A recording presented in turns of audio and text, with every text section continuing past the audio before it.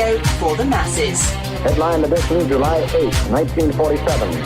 The Army Air Forces has announced that a flying disc has been found and is now in the possession of the Army. If the game is rigged, change the game. Game changer. I occasionally think how quickly our differences worldwide would vanish if we were facing an alien threat from outside this world. This is Fade to Black with your host, Jimmy Church, on the Game Changer Radio Network and KGRA, the Global Radio Alliance. I need your help to get to the year 1985. You're listening to Fade to Black with Jimmy Church on the Game Changer Network. All right, good evening. Fade to Black. Bespoke radio for the masses. Yeah. Today's Wednesday, August 22nd, 2018. 235 days into the new year, just 130 days left. And as always, that's right, we are live from a bunker right in the middle of beautiful downtown Burbank, California. I would like to welcome everybody listening all around the world, all across the United States. Hither and thither, to and fro, back and forth, up and down, east and west, north and south. Far and near. This is Fade to Black for KJCR, the Game Changer Network, and KGRA, the Planet. I'm your host, Jimmy Church. What is cracking, everybody? How you doing? How you doing? How you doing? It's going to be one of those shows tonight, because our very special guest is Richard Bleepin' Dolan. That's right, he's back. Tonight, everything is on the table. We're going to discuss all the latest news in our UFO community. That's right. Remember TTSA, To the Stars Academy? Remember that? We're going to talk about that. I think we're going to discuss Gaia TV tonight. That's right. Discuss some recent sightings. And, of course, the alleged next book of his on false flags. Tomorrow night is another Fader Night with John Rappaport and his No More Fake Newsroom Live. That's tomorrow night, followed by open lines all night long. Okay? All right. Man, maybe tonight, I don't know. Maybe we'll take some phone calls with Richard. We'll see. We always run out of time with Mr. Dolan, and tonight's going to be no exception.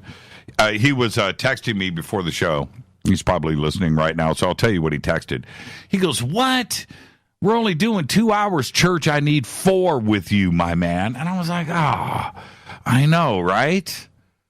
Nah, he didn't. Yeah, he did. Well, he almost said that. He meant to say that. Love it when Richard's on the show. I can't believe it's been so long. We've had him on, little special things here and there. But it's been, I'm going to say, it's been like a year. I've had him on Coast. I just can't believe it's been that long since he's been on the show. So anyway, Richard Dolan tonight. Very excited to have somebody in here who, and I say this all the time, but it's really true. Richard represents us. And I am so proud when he's out there, doing his thing, whether it's radio or TV or conferences. And I sit and I listen to Richard speak, and I just step back and I watch and I go, people get it. That's one thing. They get it with his delivery. But the second thing is he comes from this historian educated background, and he knows how to speak, and he represents us. And I'm just glad. I'm just glad. So anyway, tonight Richard's on the show. Today is Juan Croucier's birthday. He's 59. I didn't know. That escaped me. Juan Cousier from Rat, the bass player from Rat. Wow, that's a trip. 59 years old. Where did the time go, right?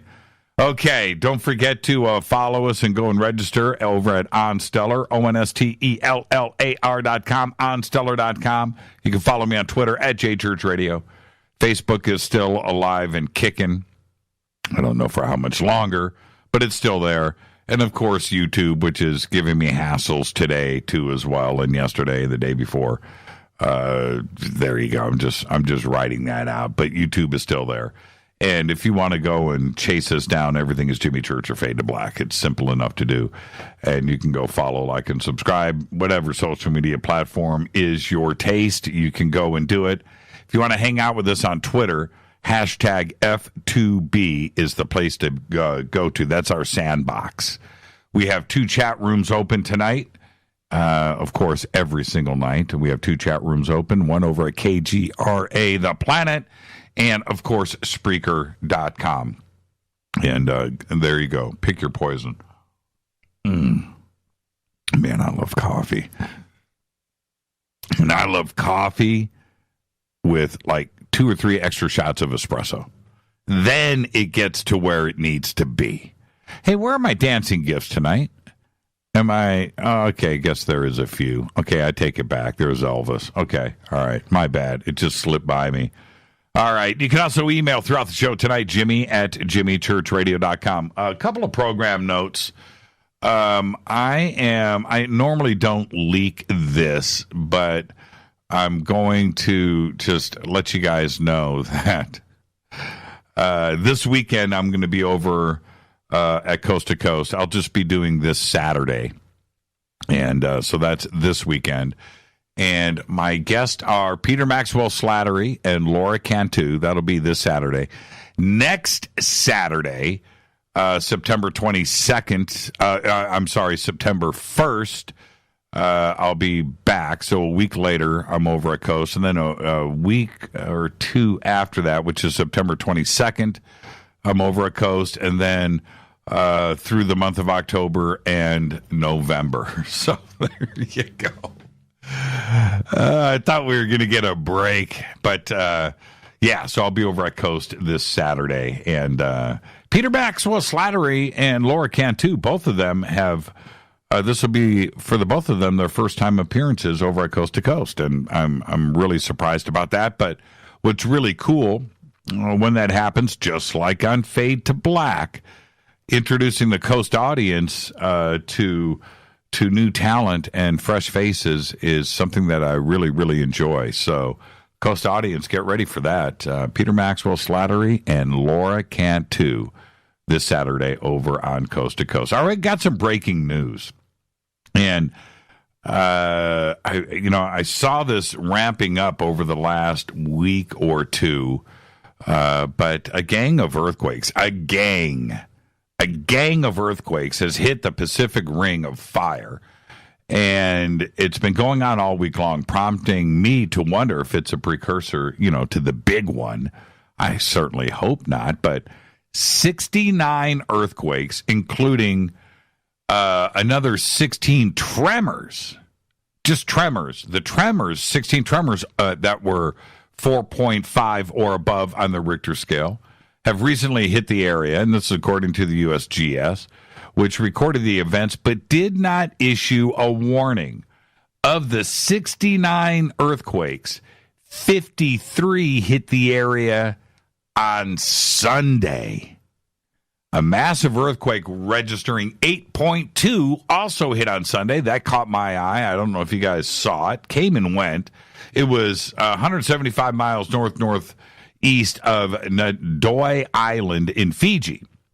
It was so deep in the earth that they decided not to issue a tsunami warning. But that is an awful lot of earthquakes. Now, there's another part to this, too, as well. There's 450 active volcanoes in the Ring of Fire. 90% of the world's volcanoes are right there in that little horseshoe-shaped ring, right? So there's that part of it. And they are active. So what is going on out there? I don't want to, I'm not all doom and gloom. I'm not, but it just feels strange. Mother Nature, man, burping. We'll see. All right, don't forget to subscribe to our podcast, where we have over 900 archive shows, custom apps, Apple, Android, all platforms. It's just $2 a month, and you get the great apps. Everything's updated and done every single day. It's just amazing for $2 a month to have 900 full-length, unedited archive shows right there for your listening pleasure. You also can become a Fade or Not over in our membership section at jimmychurchradio.com, where you will get the bunker cam. Hello, everybody. I'm waving to you now. And you can also get, if you so desire, commercial-free downloadable archives. That's right. You can play anywhere. And if you get the Game Changer, you'll get all of that fabulous Fade to Black gear. That's right. And, autographed hats and T-shirts. And you'll also get a private email to yours truly. Okay? Don't forget all of our sponsors here, Life Change Tea, GetTheTea.com, River Moon Coffee, Ancient Life Oil, Sacred Skulls. That's right. I love my Sacred Skull. And you get 15% off your Sacred Skulls if you just mention Fade to Black. Numana Food Storage and Bearing Optics. I got 3 emails today. 3 from people that got their new night vision goggles from Bearing Optics. That's a life-changing thing. You can ask Richard about that when he is on here in a few moments. And also one of our other sponsors, Richard Dolan Press. He'll be here shortly. Let's get this show cracking. Happy birthday to today, Kristen Wiig. Today is 45. And you may know her from Saturday Night Live or Bridesmaids or Ghostbusters, Knocked Up. But not for me. No. It's The Secret Life of Walter Mitty. Have you seen that? The remake. It's amazing. And the movie is really good. Ben Stiller knocks it out of the park, and so does Kristen Wiig. But it's not even that. It's her cover of David Bowie's Space Oddity. She slays the dragon. It is so good. You've got to check it out. The Secret Life of Walter Mitty. It's really, really well done.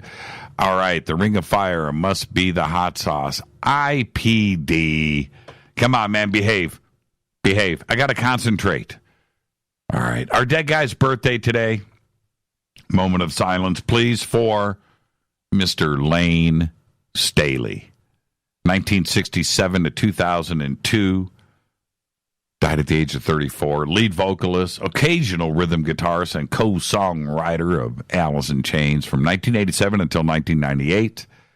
From mid-1996 onwards, Staley was completely out of the public eye. That's right. Never to perform live again. He struggled much of his life with adult life with depression and drug addiction, which resulted in his death at the age of 34 on April 5th, 2002. Happy birthday, Lane. On this day in history, OTD, 1982, OTD. The shootings at Ruby Ridge. And the second day of a standoff at Randy Weaver's remote northern Idaho cabin atop Ruby Ridge, FBI sharpshooter Lon Horiuchi, that's right, Horiuchi, wounds Randy Weaver, his son, and Kevin Harris, and then kills Weaver's wife, Vicky. They wounded Randy and Kevin Harris? I thought they wounded his son. So it was Randy Weaver was wounded, not his son. Or his son went out to get the dog, right? Yeah, man, unbelievable. On this day in 1992. I don't even want to think about it. Fate or fact. Here we go. All right? Fate or fact. Write this one down. Free weights at your gym. Free weights at the gym that you work out at have 362 times more bacteria than a toilet seat. And that is your Fate or Fact. Tonight, very special guest is with us, Richard Bleepin' Dolan. And I normally would say he is back, but man, it's been a long time since he's been here. So it's just another show with Richard Bleepin' Dolan. And tonight we're going to go through everything in the UFO community.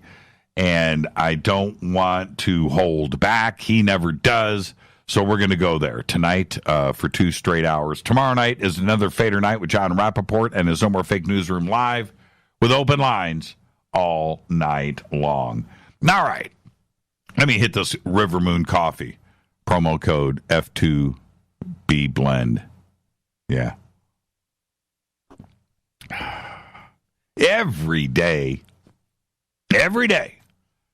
every single day, I get a little smarter. I do. I get smarter. That's what life is all about. Learning something every single day. Last night we had Dr. Robert Schock on the show, and it was an amazing conversation, and we were talking about the Big Bang. You remember that at the beginning of the show. And the universe expanding and contracting and, dark energy and, contracting back to nothing, the cycle of the universe, the alleged, the theory, and then starting all over with another Big Bang. And my concern with this is everything changing from something created. In other words, you start from the Big Bang, you start with the energy, and that energy over a 300, 400,000 year period started colliding with itself, and the elements were created, and stars were created, and planet, and so on and so on and so on. And here we are today, 13.8 billion years later, right? Okay. But if it's going to reverse direction our universe and compact back onto itself to restart the Big Bang, then you've got to change everything back from something to energy. Rocks, dirt, water, elements, all of it, right? Back into energy. And he suggested that antimatter could do it. And I was like, wow, whoa. Big light bulb went off. Antimatter colliding with the matter, and the universe is collapsing on itself and collapsing the matter into the antimatter and turning everything back into energy. Made sense at the time, right? And okay, I'm kind of good with it. So I filed that away for future reference. I'm going to go tap back into that little nugget of knowledge from Schock last night, and it hasn't gone anywhere. But after the show, I continued some research on the subject. I've been studying this for years, and I've really, really spent a lot of time on it over the last year, a lot. And I jumped back into it last night after the show. And today I'm right back where I was before the show last night. Yeah. You see, you have to look at it like this. We have matter, we have antimatter, we have dark matter, we have dark energy, and we have gravity. These are all of the things that are working in our universe, right? In our solar system, everywhere. Well, I'm not sure how much dark energy and dark matter are inside of our solar system, but certainly outside of our galaxy, this stuff is all going nuts. But we do have gravity here. And although we don't understand anything about gravity other than it exists, and listen, go and talk to any physicist that you want to, theoretical physicist, theoretical cosmologist, whoever you want to talk to, and ask them about gravity or ask them about time, and you're going to get a different answer from each one. Nobody knows nothing. We don't. Well, you know what we know about gravity? We know this about gravity.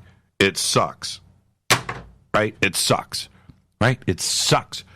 This is, it sucks. Right? It's sucking. We know that about gravity, but everything else and what caused we don't know. We don't know. We just know it exists. It's what holds our galaxies together. And things are in different stages.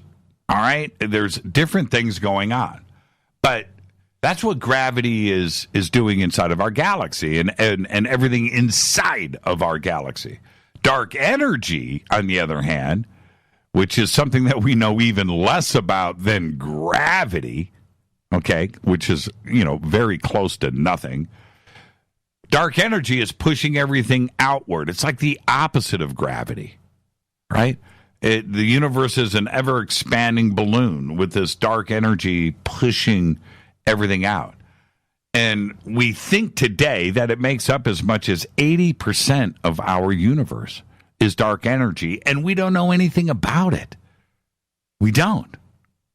Right? Just theoretically, that is what's pushing everything out. And because of that, and especially that we don't understand much about it, I don't see it reversing. I just don't. The dark energy is pushing everything apart. I don't know what is going to be the end of anything, or if we're going to eventually collide into another universe in about 1 billion years. Oh, okay. Which brings me to this next thought, and I'm going to get to that in a second.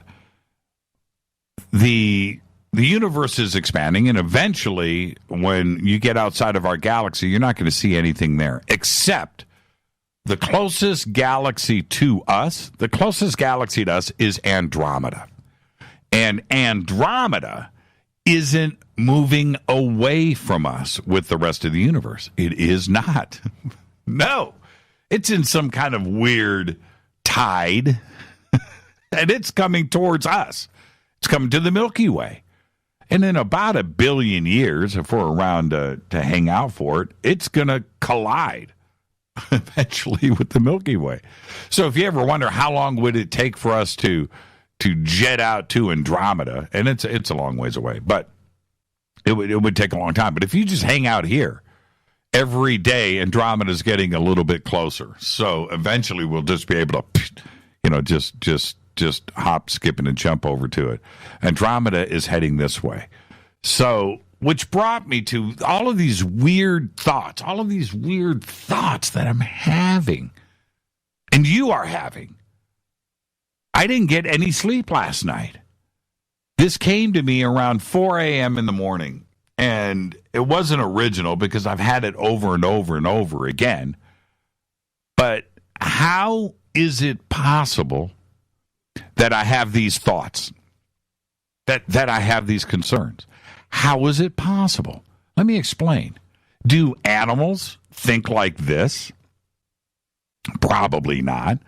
I don't see any lemurs, sitting around with their hands behind their head, just going, man, how did we get here?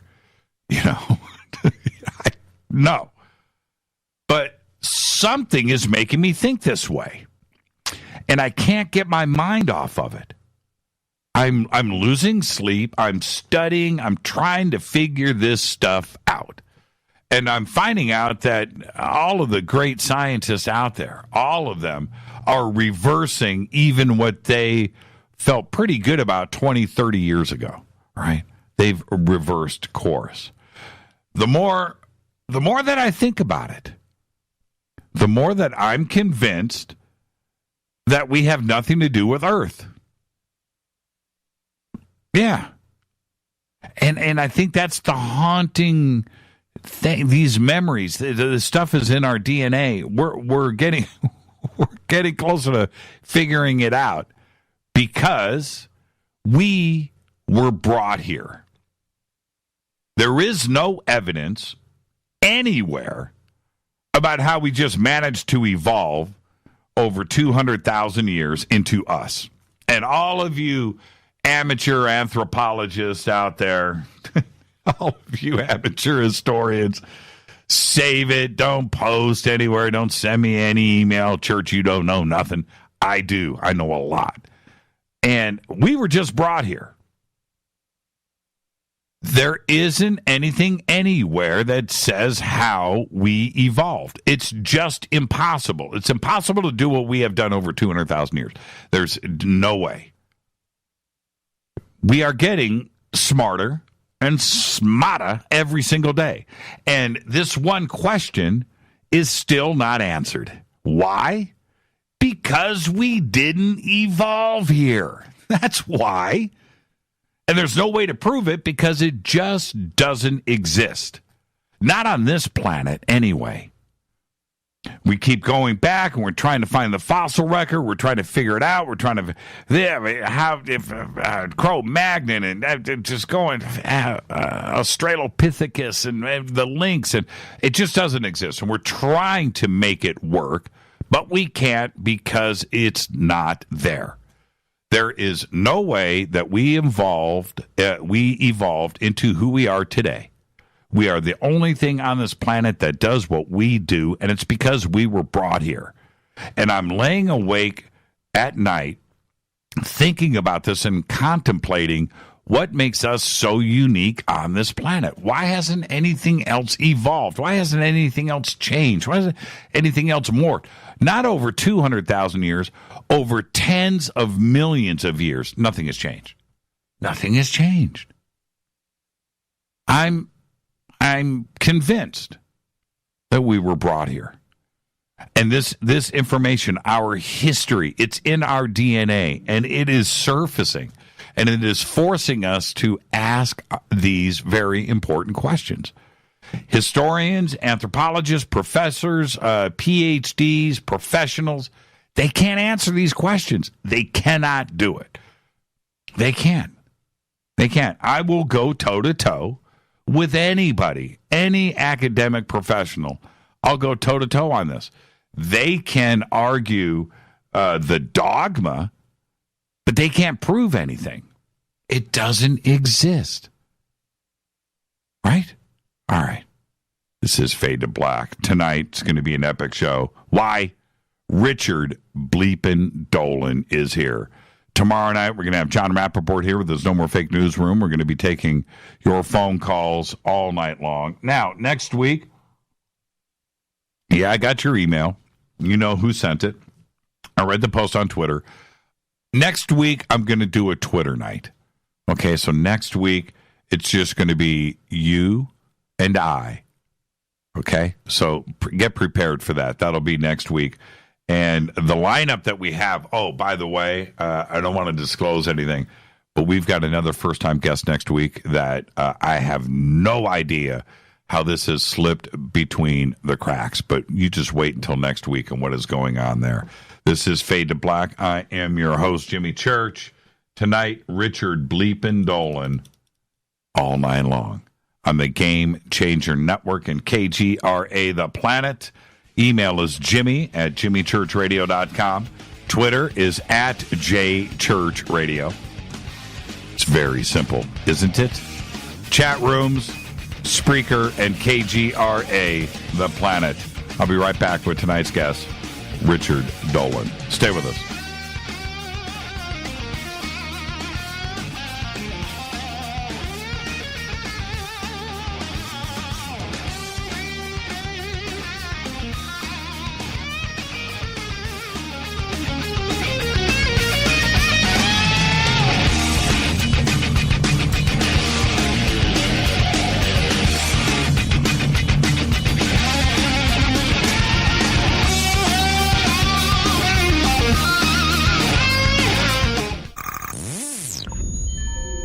You're listening to Jimmy Church, Fade to Black.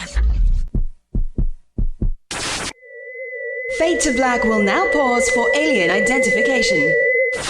The station that talks the net. KGRA Radio. When you take the beans from Central America with dashes of Indonesian and African mixed in and then roast it to the dark side of Fade to Black, you create the ultimate brew of fringe. Introducing the Fade to Black blend from Rivermoon Coffee.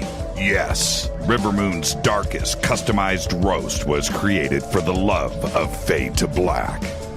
The alchemy of masterful roasting and smoking the beans is in every sip of this full-bodied dark Java. I need my coffee dark, deep, with distinct bittersweet chocolate highlights, just like the bunker. Leaning further into the darkness of the roast is Fade to Black blend from Rivermoon Coffee. Just click on the banner at jimmychurchradio.com and use the promo code F2BBLEND for 15% off of your order today. Go Beckley Teppy. What can I say about the most popular tea on the internet? And what do customers say about Life Change Tea at getthetea.com? A lot. But by federal law, we at getthetea.com cannot make claims to how this product can enhance your health. We cannot even post our testimonies without being in compliance. So how do we get past the hump? Try our products at getthetea.com and see for yourself. You can send us a testimony, but we just can't post it. Bummer. Our products are GMO-free and organic. We pride ourselves in being the best we can be, and we urge you to take charge of your health. We're 11 years strong, and many of our customers have shared their successes with friends and family. Protect your colon. Log on to getthetea.com. That's getthetea.com. Getthetea.com. Getthetea.com. 9 out of 10 geneticists agree. Fade to Black is not your father's radio show on the Game Changer Radio Network and KGRA, The Planet. Win big with KGRA this summer. Tickets and hotel accommodations to the biggest conferences, autographed books and DVDs, chances to win all-inclusive conference cruises, and private dinners with your favorite KGRA hosts. Click the contest tab at KGRAradio.com for your chance to win big this summer. Your contact for the best alternative talk radio on the planet. KGRAradio.com. Hi, this is Rob Reiner from Anvil, and you're listening to JimmyChurchRadio.com. What's up? I'm Chris. What up? This is Kyle Massey, and you're listening to Jimmy Church Radio.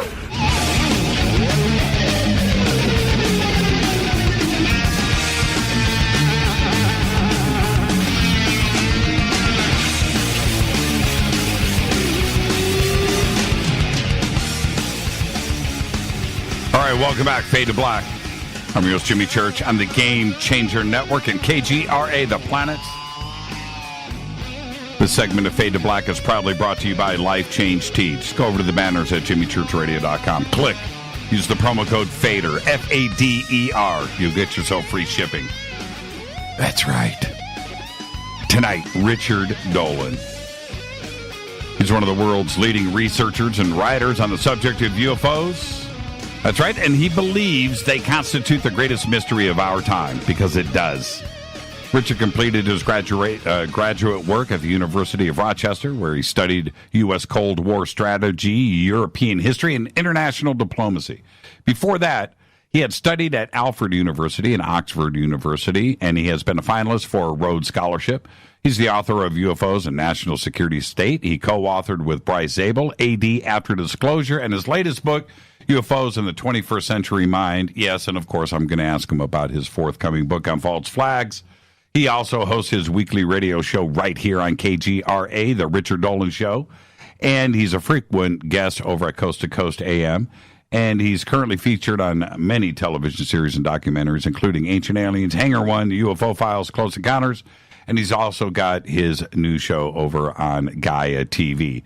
In addition to his research, he has Richard Dolan Press, and he actively publishes innovative books about authors from around the world. Tonight, the gloves are on. We're going to discuss everything inside and outside of our UFO community, and I would like to welcome back to Fade to Black, the one and only Richard Bleepin' Dolan. Richard, good evening. Hello, Jimmy. Mr. Jimmy, it's a pleasure to be here. Do you know how long it's been since you've been on the show? 2 weeks? Yeah, you would think, 2.5 right? weeks, I'm thinking. November 2017. No way. Come on. That's impossible. I know. You've done a couple I refuse to believe that. I know. You've done some special appearances. You've done some drive-bys, but you haven't been on. How's that possible? A birthday song with you. I know. Where was that? I sang. Let me just add, I sang Pretty Perfect Harmony. I made that song succeed. When we hit those harmonies, and to watch 150 people spin around and look and go, wow, They hit it. It took 2.5 minutes, but they got there. That was pretty cool, man. That was pretty cool. It was a lot of fun. I'm a bit surprised that it has been since November. I know. I know. I'm a bit surprised. Yeah, you did something in February, a drive-by. Anyway, welcome back, man. Welcome back. We talk often, but it's you did have you had someone, I guess, a family member, someone that I'm married to, on your show a couple of months ago, and you did a drive-by. That's all you did, a drive-by. You stopped by. So welcome back, and so much has gone down this year. But before we get there, I want to, I'm sure you were listening to my little opening statement, and if you didn't, I'll blindside you right now.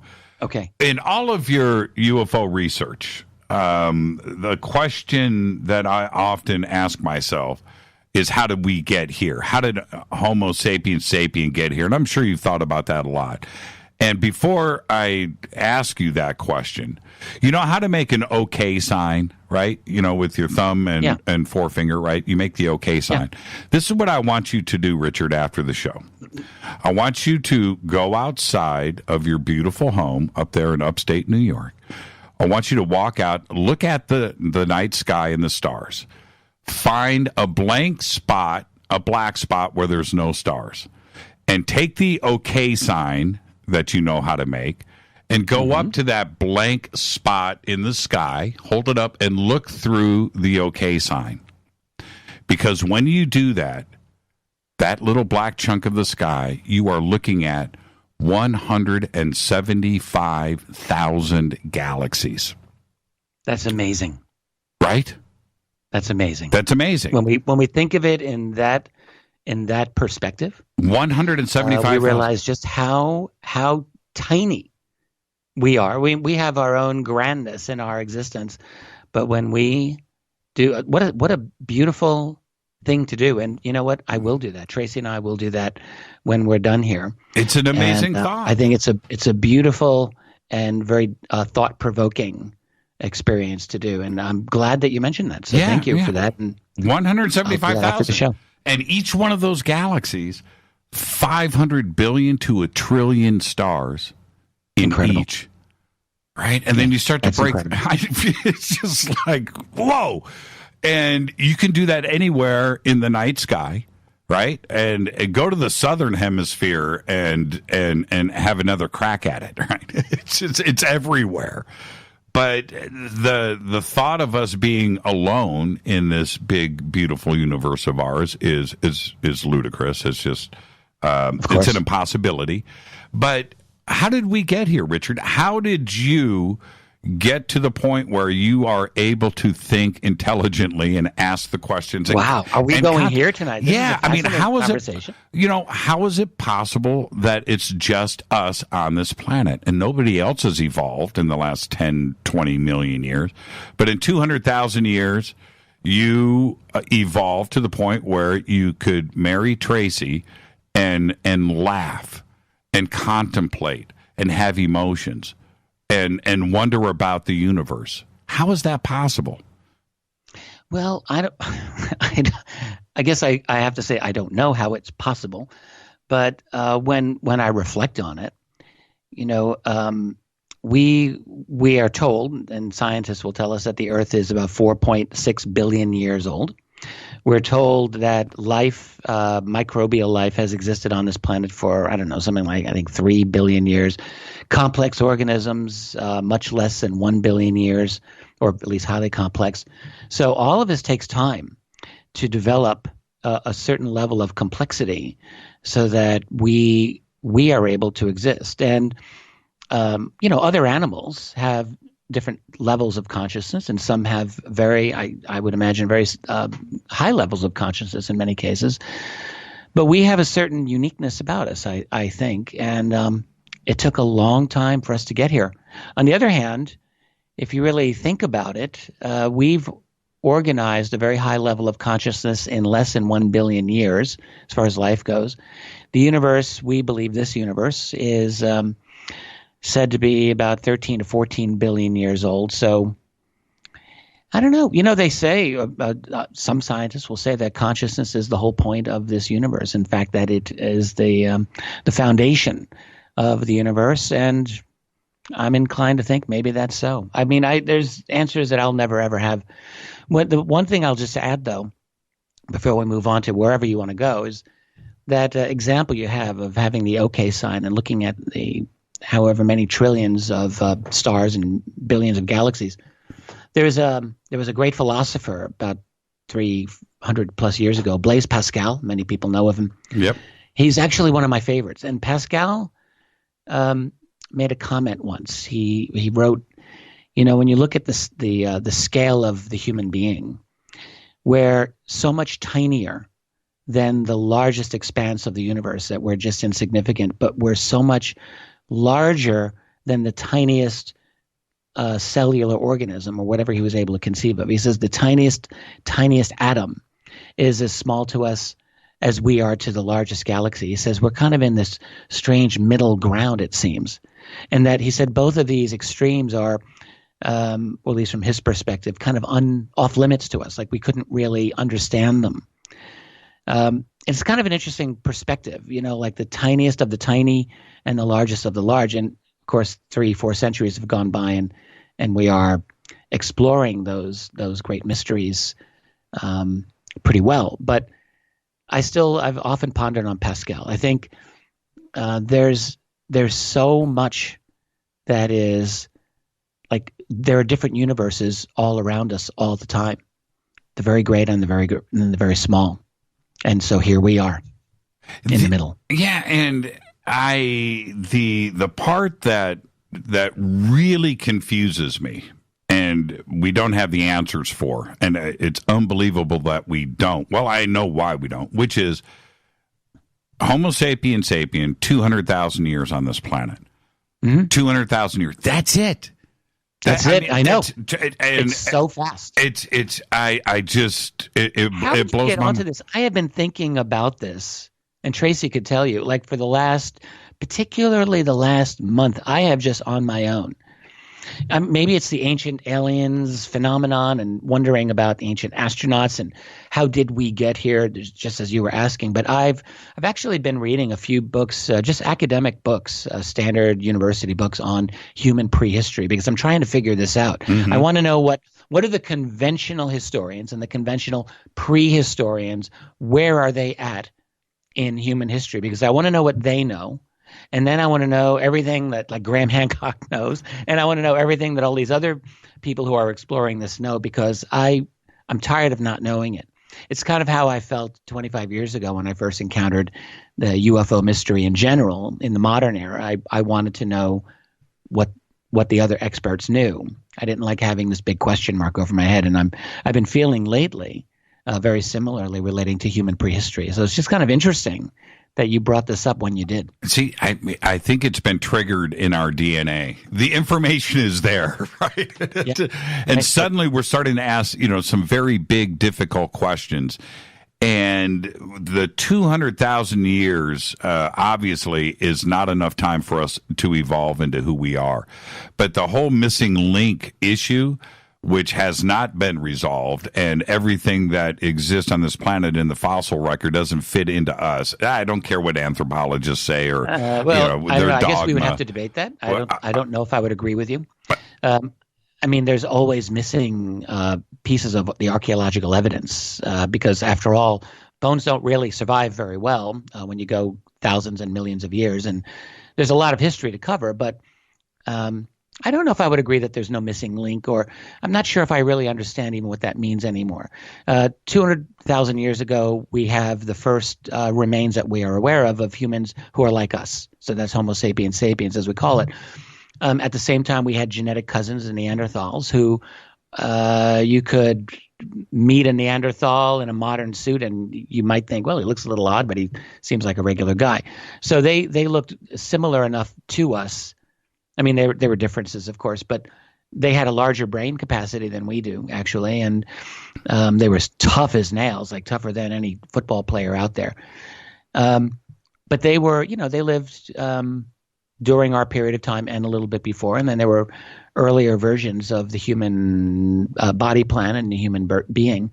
So I don't know. I mean, I don't know all of the answers, but it is very strange. I will agree. 200,000 years is not a long time, but then think about this. This is something that's been garnering my attention, which is we've been here 200,000 years and we have had what we call civilization for less than 10,000 years, less than that. So we've had writing for roughly 6,000 years. Cuneiform, as far as we know, that was invented in Sumer about 4,000 BCE, so you're talking 6,000 years ago. The wheel was invented around the same time. Shortly before that, we get some domestication of animals and of the grains. So you basically go back, let's say, 10,000 years. And prior to that, human beings lived exclusively as hunters and gatherers for 190,000 of those years. And then we began the most radical of transformations, that is, the agricultural revolution. And transformed us. We domesticated ourselves fundamentally, and we changed ourselves biologically and, of course, socially and intellectually in many ways. But that's the transformation that just keeps getting my attention. Like, we went as in a certain way for nearly 200,000 years, and then boom, changed ourselves completely. I can't wrap my brain around that. No, and I think about it all the time. And this is my twisted way of resolving the issue. Think about this for a second, Richard. You've got a caveman sitting in a cave. Wife walks in and she says, "What are you doing? Why aren't you out there getting us some food? We need to survive another day and night on this planet." And he's sitting there and he says, "I just figured it out. I've just domesticated wheat." Right? She's going to go, "What? Wait. We need to eat now." "No, but I figured it out. I've domesticated wheat." How does that light bulb go off with Stone Age man? I'm actually reading a book on this, and it's a book by a standard university historian, and I'm just going to mention, he's probably going to be horrified that a UFO guy is talking about his work because he's over, I think, at Yale or somewhere. James C. Scott, a book called Against the Grain, and it's a really quite an excellent book on how this all happened. And one thing he points out, and I have to say he really has enlightened me on some of my misconceptions. His argument, and I think it sounds like he's got a reasonable argument, is that the hunter-gatherers they had a pretty good life, at least in certain parts of the world. Certainly Mesopotamia, 10,000+ years ago, that was a very good environment to live in.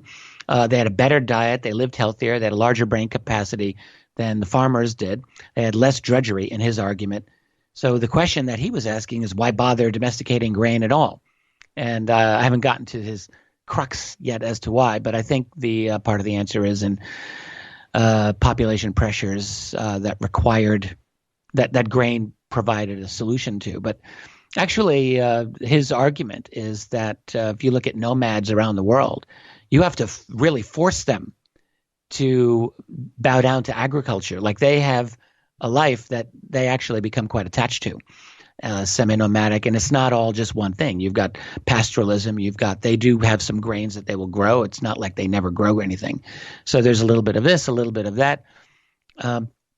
It's a very, very interesting book, and one thing that it really has helped me is develop a great appreciation for the incredible sophistication that was required to be a true hunter-gatherer. You had to engage in nature in a way that even farmers don't really engage. Farmers grow one crop or a couple of crops and, have a couple of animals. If you're a hunter-gatherer, you have to know all the bird patterns, the migration patterns of all the animals and all of everything else. And you've got like a 2-week window for this herd to come over here for their migration. You've got a 3-week window for that one, and you've got to be on top of all of it. And it required a level of cognition that I think he argued is that we actually kind of dumbed ourselves down. with the advent of civilization. And it's funny because you only could really get an academician making this argument, but I think he really argues that this whole civilization thing was a big mistake. So I'm not sure I'm going to go that far, but I think that actually is part of his argument. And from a certain point of view, you could say, well, yeah, the guy's got a point. Maybe we've dumbed ourselves down. And it makes me think. It makes me wonder, you take this into our own civilization, and all anyone has to do is look around them.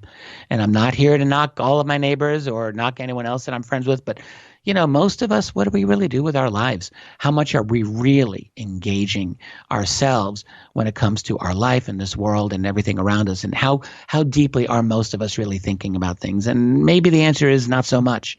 And maybe the answer is we don't really do a whole lot compared to our ancestors of 10,000, 20,000 years ago.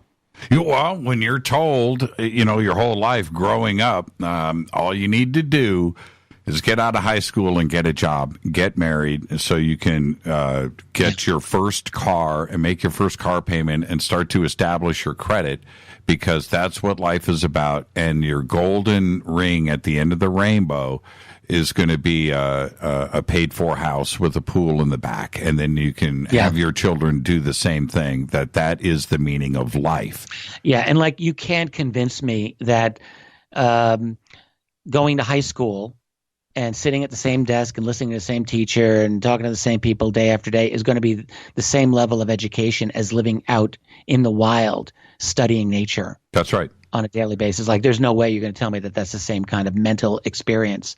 I think there's absolutely no comparison between the two. And when you think of it that way, you really could argue we have not simply domesticated ourselves, we really have transformed ourselves, as he pointed out in this book, Against the Grain, physiologically. But we have truly domesticated not just the animals and grains, but ourselves.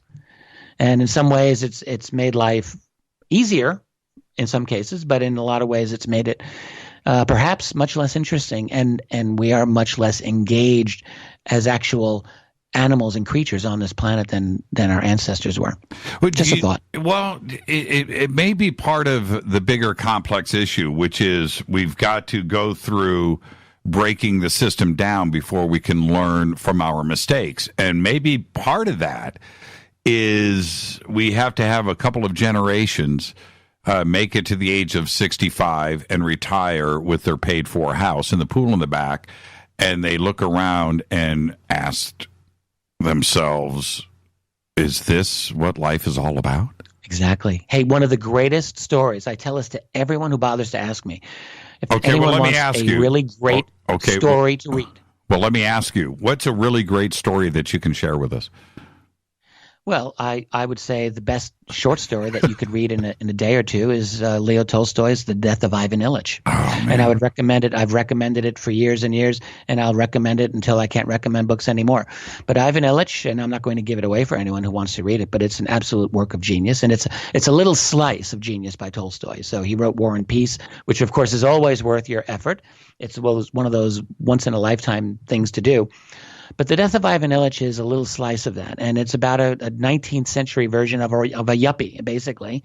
This guy named Ivan Ilyich, who's a lawyer, and then he becomes a judge, and then he, and he gets a house just like everyone else gets, and he thinks, oh, this is what I want. And he has a wife that he's not really in love with, and he's got kids that he's not really, that close with them, and he's got his job, his career, and then he has an injury, and then he realizes he's dying, and he goes through this long night of the soul. First, he's just obsessed with his own physical agony, but then he has a conversation, and it's really with his soul, is what you find out. And the whole thing is, what is it that matters in life? What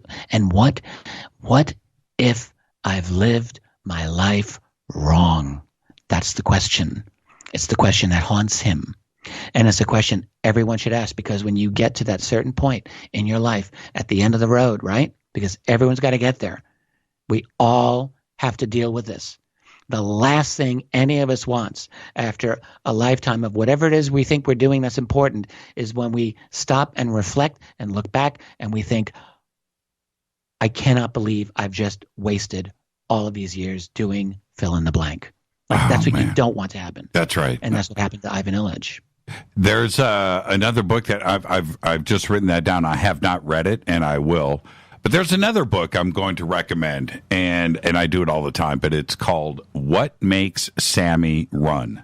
Have you ever read it? I've never heard of it. Okay, by Bud Schulberg, and it's about Sammy Glick.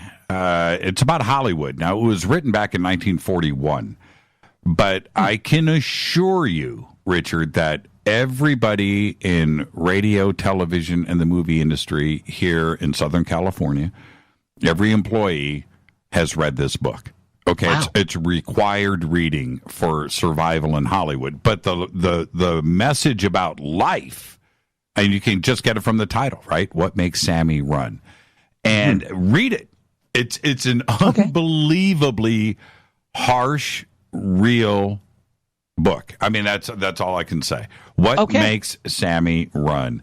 So there you go. Duly noted. Yeah, and so I have to, the only conclusion that I can come to, I keep going back to ground zero. 200,000 years, it just doesn't make a whole lot of sense. We just appeared here. Where did our intelligence come from? You're absolutely right. 10,000 years ago, everything just, started burning on all cylinders. And I think we were placed here. I think we were dropped off. And I'm okay with that. I don't know if it was some wild cosmic experiment, if it was just something that was on a meteor or an asteroid that crashed here, whatever the case may be. But I just think we appeared. I don't think we evolved here. And that's why the historians and the anthropologists out there cannot prove any of this, because the proof isn't on Earth. It's somewhere else. All right, well, I guess I will say that I don't believe that we were just placed here. I guess I'll disagree with you respectfully. That's fine. But I do ask myself, have we been tweaked? Have we been managed? I mean, even according to any evolutionary standard, human evolution took place really rapidly. You look at animals like the shark; they haven't changed in millions of years. The horse. You go to the Museum of Natural History in New York City and you see a beautiful exhibition of the evolution of the horse going back from like 50 million years ago to today. And the horse back then was like the size of a small dog, and it didn't have hooves, and it evolved because, well, the environment evolved. But here we are, much less than 50 million years, really less. And we've just evolved very, very rapidly indeed. So there's something unusual about it. And maybe I ask myself, have we been managed or modified? And in the 200,000 years that our species has been here, has there been room for either a rise and fall of some kind of civilization that we haven't learned about? And I don't know the answer to that. I've sometimes entertained all kinds of possibilities. Or B, have we been tweaked during that period of time? And I don't know the answer to these. But this is why, when we look at the ancient UFO phenomenon, there's no question that as long as human beings have been here, we have encountered what we believe is the other, whether it's the gods or other beings of some sort. Like, that's a long-standing part, maybe the longest-standing part of our history. And so there's a lot of opportunity there's a lot of holes in our history, I guess I'll put it that way. And I don't know if we're really going to get the answers that we want to the certainty that we want, but I do think that there's a lot of possibility for some unusual things in our deep history. I guess I'm not of the opinion that we were dropped off here, but I guess I would be of the opinion that it is possible that we've been managed in one way or another. Last question before the break. What was the last song you listened to today? Oh, I was waiting for this. I know. Well, it was, I don't know if this counts, but Tracy and I listened to the theme song of Game of Thrones. So is that a song? That's a pretty cool song. I just watched, I got to think about it. I'll pick it up when we come back. I just watched the beginning of a new series, and the music was, it's got to be the same writer for Game of Thrones. And I did that last night. It's so funny. I'll think about that, and I'll bring it up after the break. Before that, I was out and about. Yes? Oh, and it was More Than a Woman by the Bee Gees. Oh, there you now you're talking. Our guest tonight, Richard Bleepin' Dolan. I'm your host, Jimmy Church. This is Fade to Black on the Game Changer Network. and KGRA, The Planet. More with Richard after this short break. Stay with us.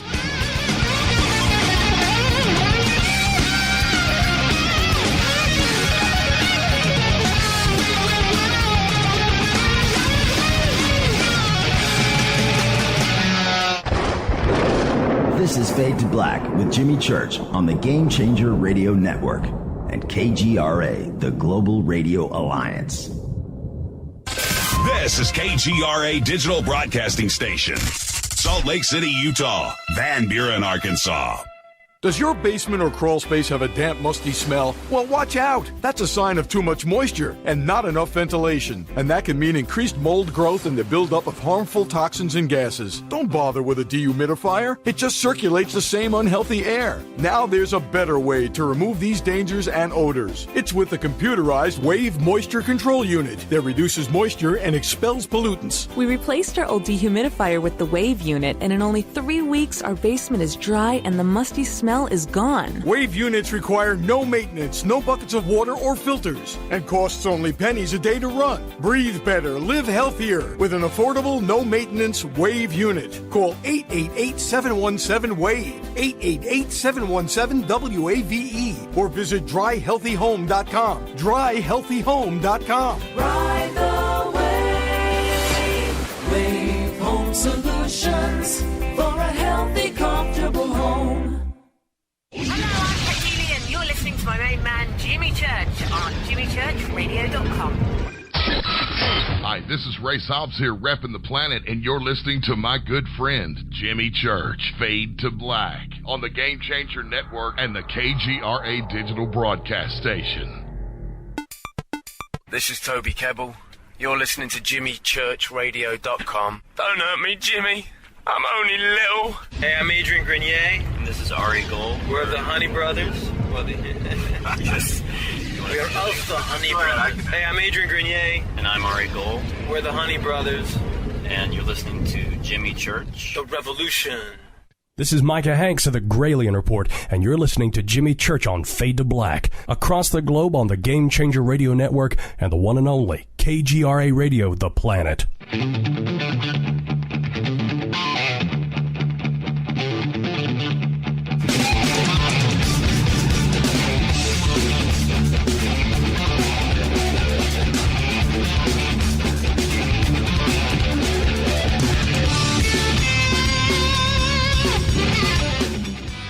Welcome back, Fade to Black. I'm your host, Jimmy Church. Our guest tonight, Richard Bleepin' Dolan. This segment of Fade to Black is probably brought to you by River Moon Coffee, makers of the Fade to Black blend. Click on the banner over at jimmychurchradio.com. Get yourself some Fade to Black blend. Best coffee in the world. Promo code F2B blend. It's right there. Richard, what we have to do, this is what we have to do. Our next conference together is we've got to work out a Bee Gees song. And we got to work out those harmonies. I can do the high harmonies. Yeah. You want to do the Barry Gibb? Yeah, I can do the Barry Gibb. You want to do the Barry Gibb? I'll do... Oh, man. Bring Jimmy Fallon in. Help us out. Oh, man. Oh, it'll be the last conference we ever do, but we're going to go down in flames. I'm a Bee Gees fan. I mean, I love the Bee Gees. Without shame. I think disco's awesome. I have no shame in that at all. I don't. And whenever Rita and I, this was years ago, went through a huge Bee Gees phase, right? The live videos, the music. And I'm walking around the house singing the Bee Gees and doing my best Barry Gibb. And I swear, I've never had more objects thrown at me. It's like, honey, I have it. And no, you don't. You think you Barry do. Gibb is unique. Like he just owned that falsetto. He just leaned right into it and he just did it. Like no one else could make that work, but somehow that guy made it work. He did, and he had give it to him. And he had teeth. Just amazing teeth. Okay, now let's change gears. Let's get off the Bee Gees and talk some UFOs. Here we are, Richard. We're at the end of August. 2018 is about to end. I know it sounds crazy, but we can chalk off another year on this beautiful blue planet. But it's coming up to almost a year now since TTSA's To the Stars Academy's announcements and the New York Times back in December. And it's kind of fizzled. And I don't want to have that, I'm a glasses half full kind of guy. But what happened? Oh, I don't know. I'm taking a different perspective on this. First of all, when the New York Times and the Washington Post did their pieces on this back in December of just 2017, a lot of people, I guess, will say, "Oh my God, this was the most amazing thing! Hallelujah! It's disclosure," and how no one has any historical memory. I mean, for me, I thought, "Oh yeah, it's kind of cool. This is not the worst article I would normally expect out of the New York Times or the Washington Post, which I think are both two reprehensible publications, and I just have to say this because it's true. But yes, the articles that they did, particularly the two that were in the New York Times, were at least reasonable beginning points. So they were not terrible. They definitely had their own spin to them, but we'll leave that aside. It was good that they did it. But, we forget that through the previous decades, going back even into the 1940s and 50s and 60s and every decade one can imagine, there have always been major revelations concerning the UFO phenomenon and reality. They have never stopped. They have continually put themselves right in our front row, in our front vision here. And the 1950s had their moment where people thought, oh, wow, the government's going to have to acknowledge the reality of this. And the 1960s had their moment where we thought, it looks like the government may just acknowledge the reality of this. And it happened in the late 70s with freedom of information. And it happened briefly during parts of the 1980s even, and then in the 1990s. And with the various press conferences of the 21st century, sometimes people wondered. And now here we are again. So this is actually part of a much longer pattern of the UFO phenomenon occasionally getting significant attention, and then it's almost like we have this constant state of amnesia that just comes over us as a society. Now, is that happening again? In terms of TTSA, seems to me that a lot of attention, particularly in the beginning, was put on Tom DeLonge. Understandable. He was a singer in a band, and he was the front person of this organization. But the one that I'm interested in, and really is the only one that I personally know, is Hal Puthoff. And I find Hal Puthoff's involvement in this to continue to be quite fascinating. And, it's funny watching, I'm over on the sidelines here watching people talk about TTSA, and lots of people say it's a CIA operation, don't trust them, or it's a money-making operation, don't trust it. I guess I would say, well, first of all, it's not a crime to make money. And if you want to make money out of something, go do it. The only thing is don't destroy the subject you're working if you're going to make money off of it, but nothing wrong with that. In terms of the CIA, that's a little different. So what is the motivation of these guys? Well, I look at Puthoff's company, Earth Tech, and I mean, I just found it fascinating. In the last couple of weeks, they put out this press conference. They're looking for essentially materials from crash retrievals. I'm like, are you serious? And that is essentially what they're putting this out there. Like, how is that not interesting? I think that's quite fascinating. I listened very, very with a great deal of attention to Hal Puthoff's speech that he gave to the Society of Scientific Exploration, SSE, last June, not that long ago. And for anyone who is listening to that carefully, that was one bombshell after another. So there's a lot of interesting stuff that's out there for anyone who's willing to listen. And I think part of the situation is that people really are expecting, it's like the second coming, coming down, giving us disclosure and solving all of our problems all at once. And I don't really know all of the motivations for everyone in TTSA. I'm sure everyone's got their own selfish reason for doing what they do. Everyone does. There's no exception to that rule. So that doesn't make them different from anyone else. The real thing that I want to know is, what are they offering us? Are they really fizzling out? Well, maybe, maybe not. And my attitude is I'm just going to take the long view on this and see how this all plays out. But I'm not going to go down the road of, so many people have said this is total CIA disinformation. Well, show me how. Show me how. One thing that I would say is that the coverage by the New York Times, and particularly by the Washington Post, are always to be taken as propaganda, always, like without exception. And I respect Leslie Kean, by the way, and she was the key author of the New York Times pieces. But that doesn't change the reality of what she has to deal with when you're dealing with an organization like the New York Times. So spin is involved, connections with national security are involved, yes. But nonetheless, genuine information came out. Look, they gave us a lot of publicity on the Tic Tac UFO incident from 2004. That's important. They gave us information on other events, the gimbal UFO video, and I know folks over at Metabunk have tried to debunk it.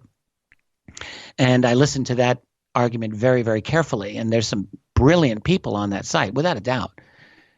But I listened to Putoff talk about that. I listened to some of the other folks involved talk about it, and they are standing by it. And until they completely disavow it, I'm going to find that interesting. And I don't believe that video is a hoax.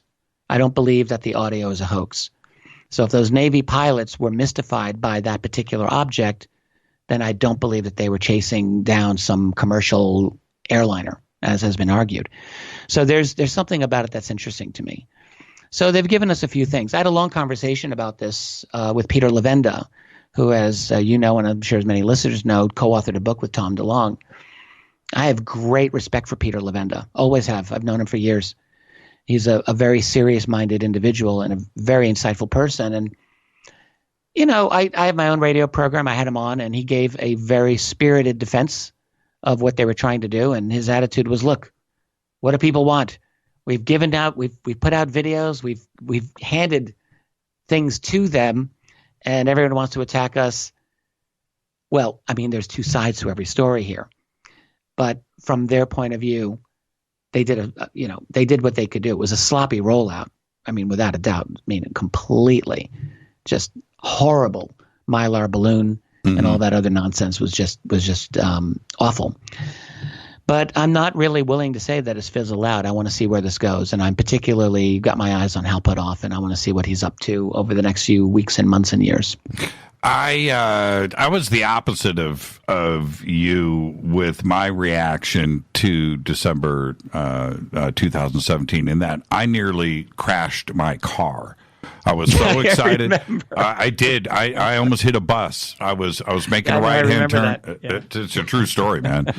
And so once I vetted everything and saw the explosion, I heard it over and over again. We went live. That was on a Saturday, and we went live with a special broadcast. And my enthusiasm and my happiness for the UFO community was, I mean, it's without measure. I was just so excited. But it has been a steady decline since then, and it's almost like it's kind of grounded out. And there was an opportunity there for To the Stars to keep their foot on the gas and keep this rolling. And it's, you know, since then it's been a lot of repeating of the same information over and over again in the media. You know, it's their PR firm is trying to keep the story alive, no doubt. But I don't know where they're going to go next. It has to be an elevated thing, and it's, for me, it's, you know, my fingers are crossed, Richard. But part of it has to do with the kind of hero worship that really did happen of Tom DeLonge himself. And I'm not trying to knock him, by the way. I mean, I met him one time, and I thought he was very decent with me, and I had a very it was fine. You know, I had this was a couple of years before all of this kind of blew up, and but I mean, honestly, I mean, people kind of invested him as, like, you know, the new Jesus, the disclosure Jesus. And I mean, it's just like, maybe he kind of played into it as well. I mean, he actually, I think, probably did. But no, come on, this was just ridiculous. And then his leadership really has to be criticized. I mean, and here I am, a Monday morning quarterback from all over here, but some of his public appearances were just not good. They were not helpful, and they did not help the cause. And so, you have this initial rollout that's got all these bells and whistles and hope attached to it, and then suddenly by really January or in February, the latest, crashing and burning. So it was a spectacle without a doubt. But the thing is with me, like if the president or if any president, whether it would be Obama or Trump or whoever comes after, were to come in and say UFOs are real, I don't know how emotional I would get. I would be like, oh, cool. Like, and then now we've got more work to do. We have work to do. Like it's just how I am. I don't really get it. I don't get that way. So for me, I feel like, I wouldn't be inclined to get overly disappointed because I don't expect anything to work out perfectly ever. I just don't. Not in this world. We've got this great ability, this species of ours and this power structure of ours, to just screw things up royally. So there'll be good things in the future, and disclosure, if there ever is a genuine disclosure or even a deceptive disclosure, which I think is much more likely anyway. If that happens, it's not the end of the world if it's deceptive. It's our job, always our job, to keep moving that ball forward. So that's really how it is. And TTSA's got their part. It has been a part, and it hasn't been a waste of time. Hasn't been a waste of time. We're still in a different place now psychologically as a society right now than we were before December of 2017. So there has been that change. And one thing that it has to be said in those New York Times pieces is that TTSA really got no credit for any of that stuff, but everyone knows they were behind the publication of those articles. They were pushing it. So that's a positive thing. And whatever else happens, if they do nothing else, the ball's been moved a little bit farther down the field, in my opinion. If you were in an advisory capacity to the stars, what is it that they should do next? Well, they need to do some serious and well thought out public statements, and like serious, so like not goofy stuff.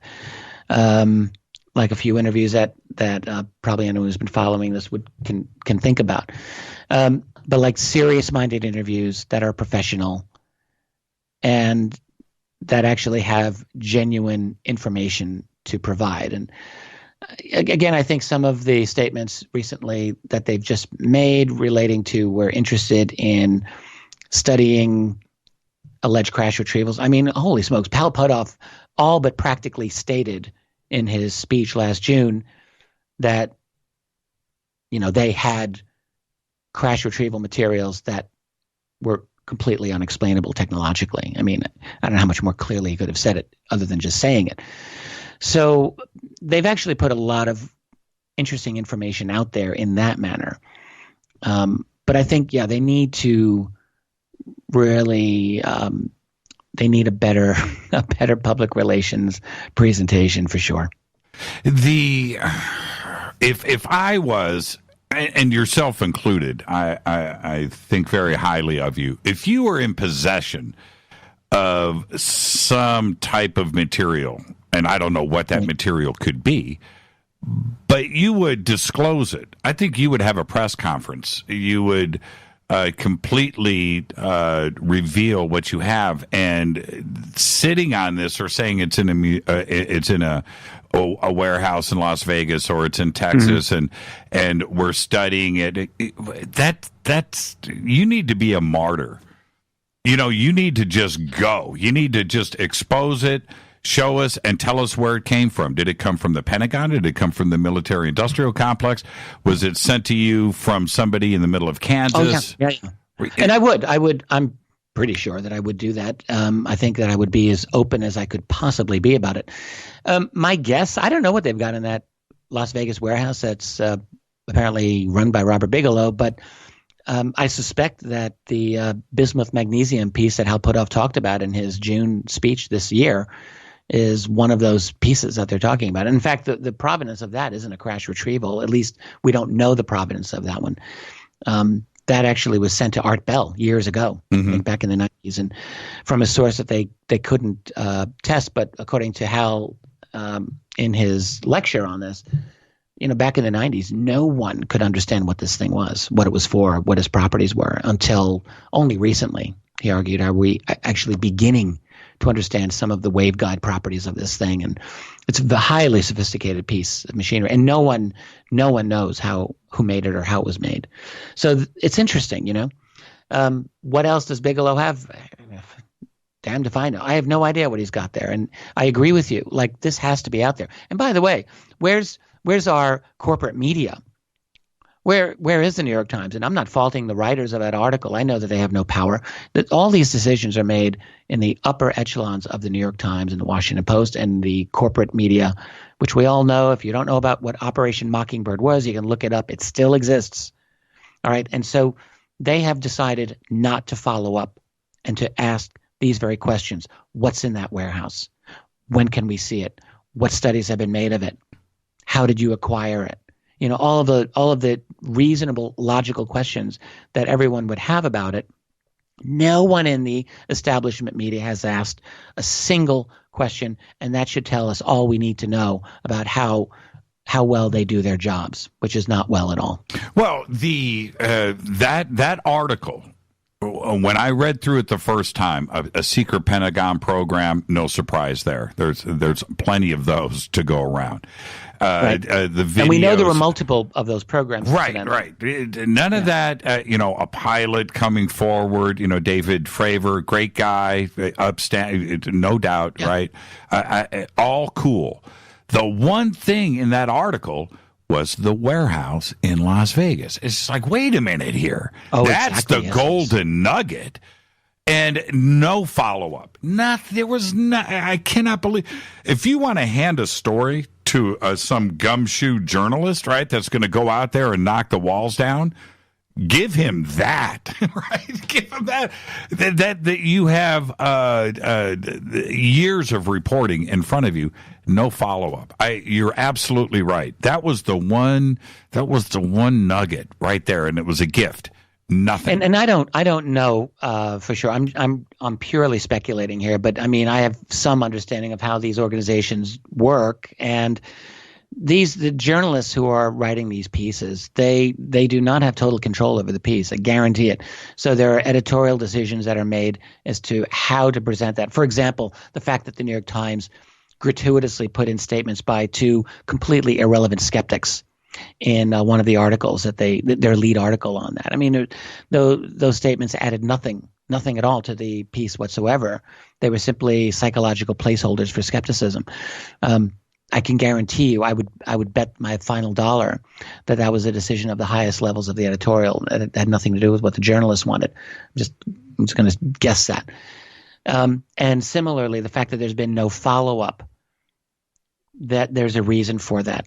There's absolutely a reason for that, even though there's incredible opportunity for follow-up journalism on this. So, that should just tell us the New York Times is useless. They're great for starting wars. They're awesome for that. They're great at hiding crimes that are committed by the true elite who really run this society of ours. And I won't get too derailed on that, but that's also the case. But they're for genuine journalism. They're less than useless. In fact, you should just avoid them. So that leaves the door open for independent journalists. And the question is whether or not they can get access to someone like Robert Bigelow and ask some questions. There are good people in the mainstream. There's George Knapp, who I know is one of the good guys. And maybe George, I don't want to put the pressure on him, but maybe he can do an interview with Bigelow and try to get some information out. Or someone else. Right? I mean, there's always opportunities there, but let's not expect it from the establishment media. They're not on our side. Yeah, and the problem that I have with some of those out there, and it's just they know that I'm not going to throw softball questions out there, and so they avoid me like the plague. Of course you wouldn't, and because you are actually a good journalist, and there are other good journalists out there too, and. So it's up to us, those of us who care, to try to get some of these answers, and it's not easy. I mean, it's not easy, but that's our job. I mean, we've got to get these answers. New York Times, it's good that they published what they did, but we cannot expect true honesty from them, and we can't expect them to do anything other than self-serving news / propaganda for whatever purposes they want. But think? But the fact is, there was genuine information they put out there. So I'm glad about that. I am glad about that. Some of that got out there, but we really can't expect honesty from these people either. We've got about 2 minutes before the break. Do you think that the New York Times published that article because of professional connections and pressure from a PR firm to publish that in connection with Washington, but to the stars? Or do you think that they would have published that article on their own? No, I think To the Stars was instrumental in that. I don't think that article would have happened without To the Stars. There's no way. So this is not a case where, in fact, I think, Blumenthal and Leslie Kean both were talking about this, if I'm not mistaken, that the press conference was definitely, and the events around that press conference of October 2017 were key in generating some forward motion on getting that article done. And of course, the people behind the scenes with TTSA, I think, were very instrumental in feeding some of this information to Leslie Kean and the other authors. So, no, they were very important in this. And the real question is, what was their actual motivation? And again, I guess I would just say that people are complex. It's not all simple. There's always the fact that they want to make money. They want defense contracts. I think there's no question about this. All you have to do is read between the lines, and not even between the lines.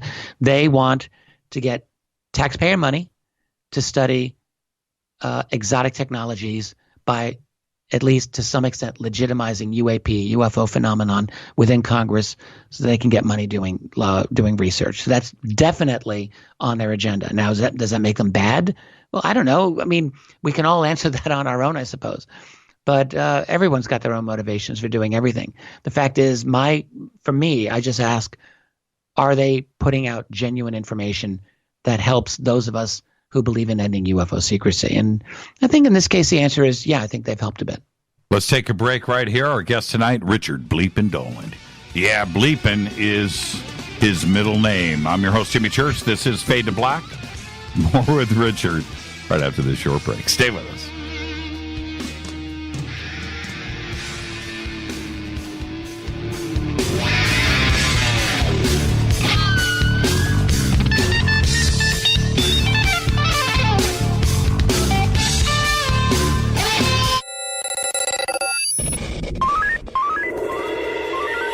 Way out here, we listen to Jimmy Church.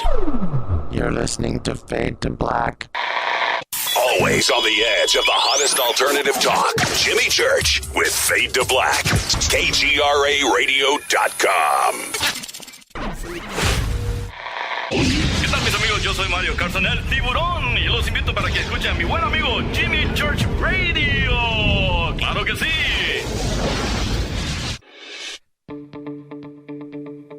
Hurricanes, earthquakes, wildfires. This year we've experienced more than our fair share. This is Jimmy Church of Fade to Black. And last month I decided to make sure my family does not have to worry about food should we get caught in a real emergency situation. Introducing Numana, a healthy, storable product that tastes so good that you'll want to eat it every day instead of just during those times of duress. All Numana products have a 25-year shelf life, are MSG and GMO-free, no preservatives, and are made in America. With the Numana pack in your home, you'll be able to sleep at night knowing that you've protected your family. Not only have I tasted and tested, I own it. Now you can too. Just click on the Numana banner on JimmyChurchRadio.com and use the promo code Jimmy when you order. In addition to a discount, we'll send you an autographed Fade to Black t-shirt. Seriously. Go Beckley Tappy. Do you worry a lot? Whether you're a college student, busy professional, parent, or grandparent, ongoing stress and elevated levels of the stress hormone cortisol can rob your memory, your health, and your future. Now you can combat the effects of stress and anxiety while improving your memory and recall at the same time with the dietary supplement Calm and Clever. Studies show that the ingredients in Calm and Clever reduce cortisol by as much as 30% in 1 to 2 weeks. Call 1-800-758-8746 or calmandclever.com.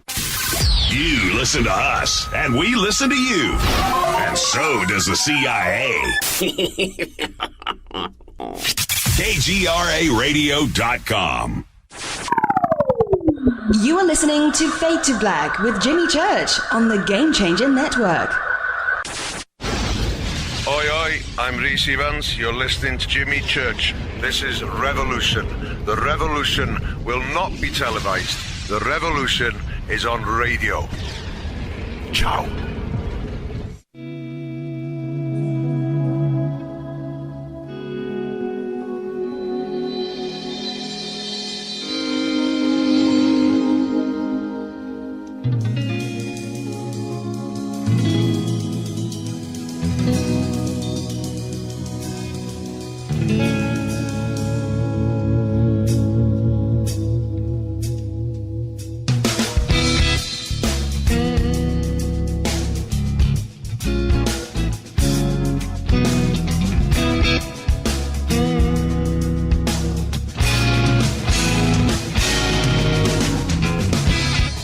Welcome back. Fade to Black. I'm your host, Jimmy Church. Our guest tonight, Richard Dolan. He is here.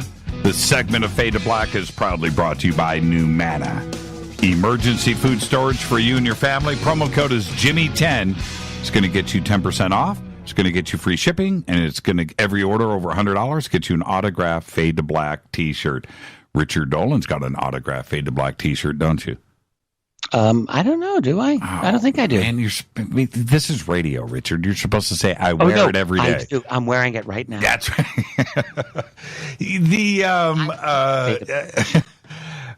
I want to talk a little bit about the original UFO hypothesis. And the reason why I want to bring that up is a couple of weeks ago, we've got this fast radio burst thing that is going on right now. And it's fascinating to me. Michio Kaku came out a couple of weeks ago. I don't know if you caught this. And he said fast radio bursts could be coming from starships, not planets. And it just made me sit back and think, if you are out in the vastness of interstellar space, right? 10,000 light years between objects, right? I mean, just the vastness of space. And you need to send out a warning beacon to your other Starship Trooper friends or what have you. You would do a fast radio burst. You would let people know where you are, just like we do here. Well, would you use radio signals, or would you use something that could be faster? I mean, I think that there probably are going to be faster than light types of communications. I mean, I know Michio Kaku doesn't believe that, but I think I believe it. Of course, I'm not a physicist, so I'm allowed to believe whatever I want.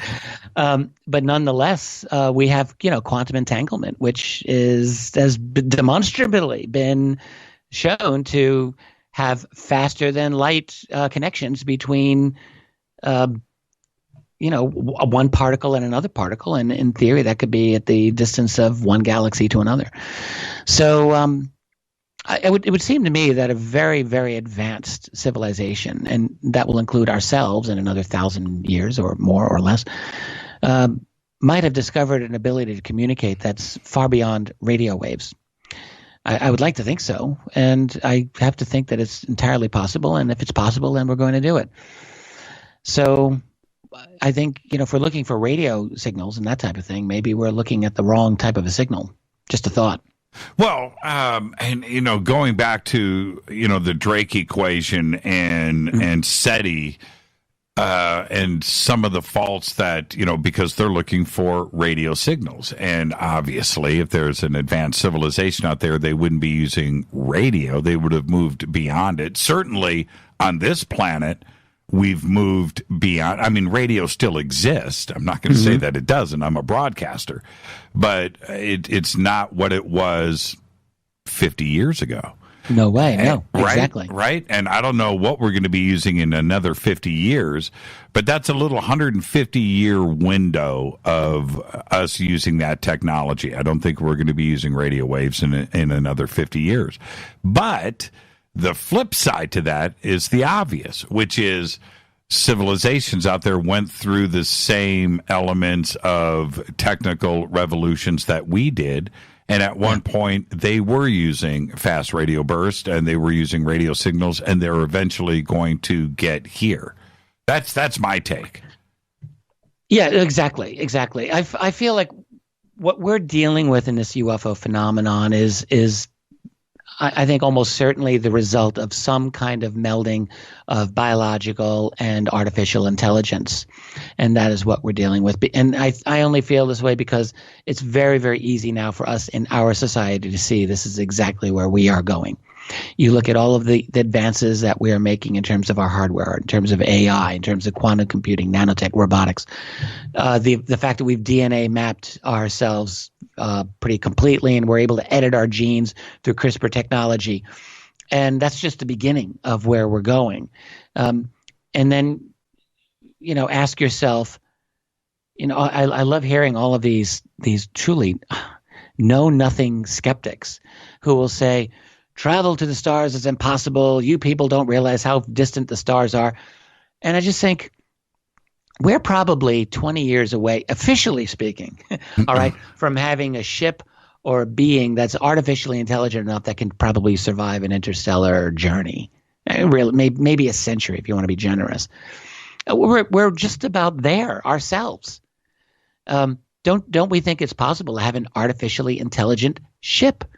So we'll have our own little avatars out there. We're going to have these ultra-fast, ultra-intelligent machine avatars, robots, virtual entities. They're almost here upon us now.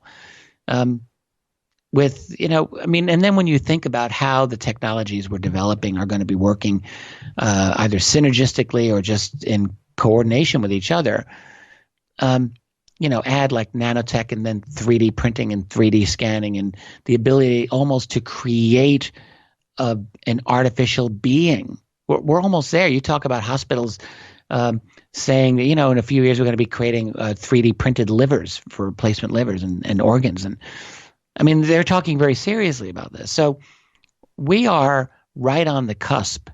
And then you get these futurists who talk about human immortality now. Some of these are the scariest people on the planet. Anyone who wants humans to live forever is a very frightening person, in my opinion. But nonetheless, they're having these conversations. And so we're on the verge of going post-human, transhuman. So if we can see ourselves doing this very realistically, by the way, in the next generation or two, I think we have to assume that what we're dealing with is the result of that. And you look at something like the Greys that everyone has reported and talked about. There's no way, in my view, that they could have ever been naturally, biologically occurring beings. I mean, just not a chance. The heads are way too large. The bodies are too spindly. It doesn't make any sense in terms of evolutionary body plan. But it does make sense if you see them as created for certain purposes, to have exceptional intelligence in certain ways, bodies not really needed in certain ways, and on and on and on. Sex organs. Why would you give a drone worker the ultimate distraction of sex organs? You wouldn't. So I think we're dealing with the results of a hyper advanced post singularity civilization, or maybe a series of them that have found us. They find us interesting. I mean, of course they would find us interesting. Earth is interesting. Earth is fascinating. Earth is beautiful. Earth has all of these unique combinations of DNA. My God, I mean, if you're interested in any form of life whatsoever, Earth is a gold mine. And there may be millions and billions of others out there, but it doesn't make Earth any less valuable. And then on Earth, there are these creatures, these human beings that are, it's easy for people to say, oh, we're just like insects compared with a higher order of intelligence. I disagree.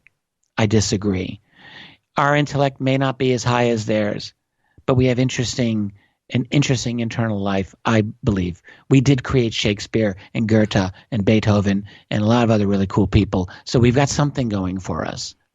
And we have discovered some pretty interesting scientific secrets. So that makes us interesting as well. So no, I think that we would be of prime interest to a lot of other people out there that have the ability to observe us and to monitor us. And I think that's exactly what we are dealing with. And I think that they've noticed us. Some of them have noticed us for probably as long as we have existed. And the real question that I ask myself, and I don't know if I'll ever get the answer, is to what extent have they managed us, monitored us, tweaked us, controlled us? I don't know. But it's interesting. The math of things fascinates me. And if you and I are sitting around a poker table and we're, there's 5 of us, you, Race, Robin, Tracy, myself, right? We're all just doing our thing. We deal out a hand of cards. You look at your cards. Eventually, those 5 cards in your hand, it may take a while, but we continue to deal those cards. The exact same hands will be dealt, right? It's just a numbers game. Okay, it's the same thing with planet Earth. Out there, it's a numbers game. There is another Earth. There's another Earth, identical to us. And on that planet right now, Richard, are 2 radio hosts talking about life out there in the universe. Right? It's funny. Right. I think it was about a month ago. I had a kind of epiphany on exactly this type of thought. It's so funny that you think of these things that are occurring to me independently. It's really true. And I just had this moment where I remember looking out at the sky. It was about a month or 2 ago.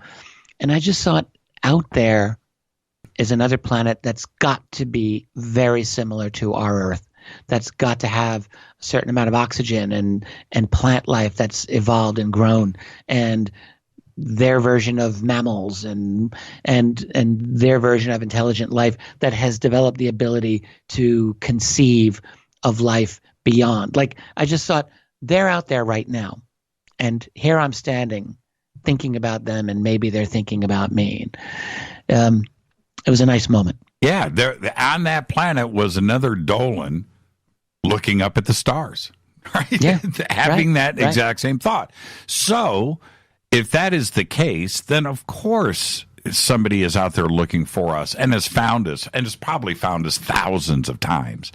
Thousands of civilizations out there that have explored, and that's it. And so back to the UFO hypothesis, the original the nuts and bolts. You're talking about the extraterrestrial hypothesis? Yeah. And when we go back and consider how innocent that thought was, right, and where we are today.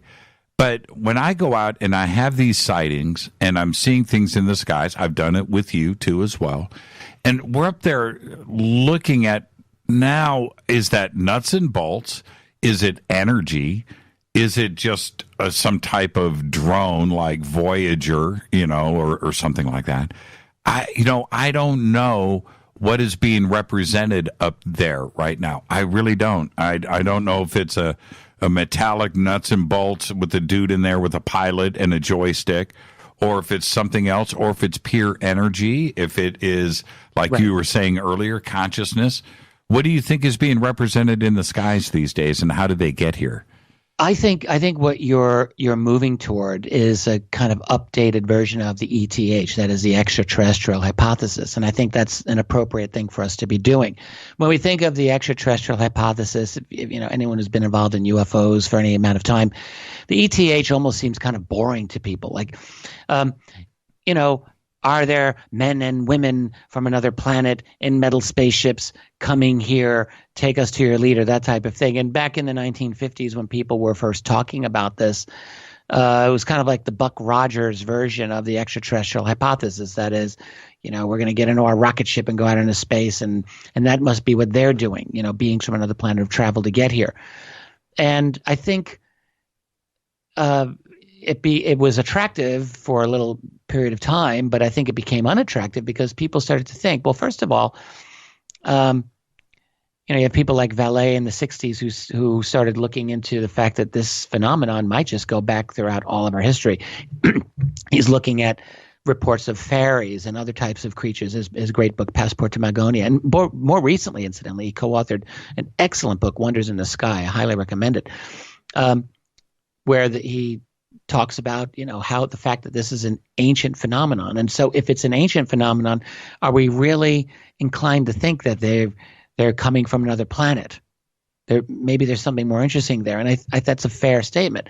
And then there's even more interesting theories. You've got various forms of an interdimensional type of hypothesis. Are these beings actually from another planet, or are there other dimensions? Are they from another dimension?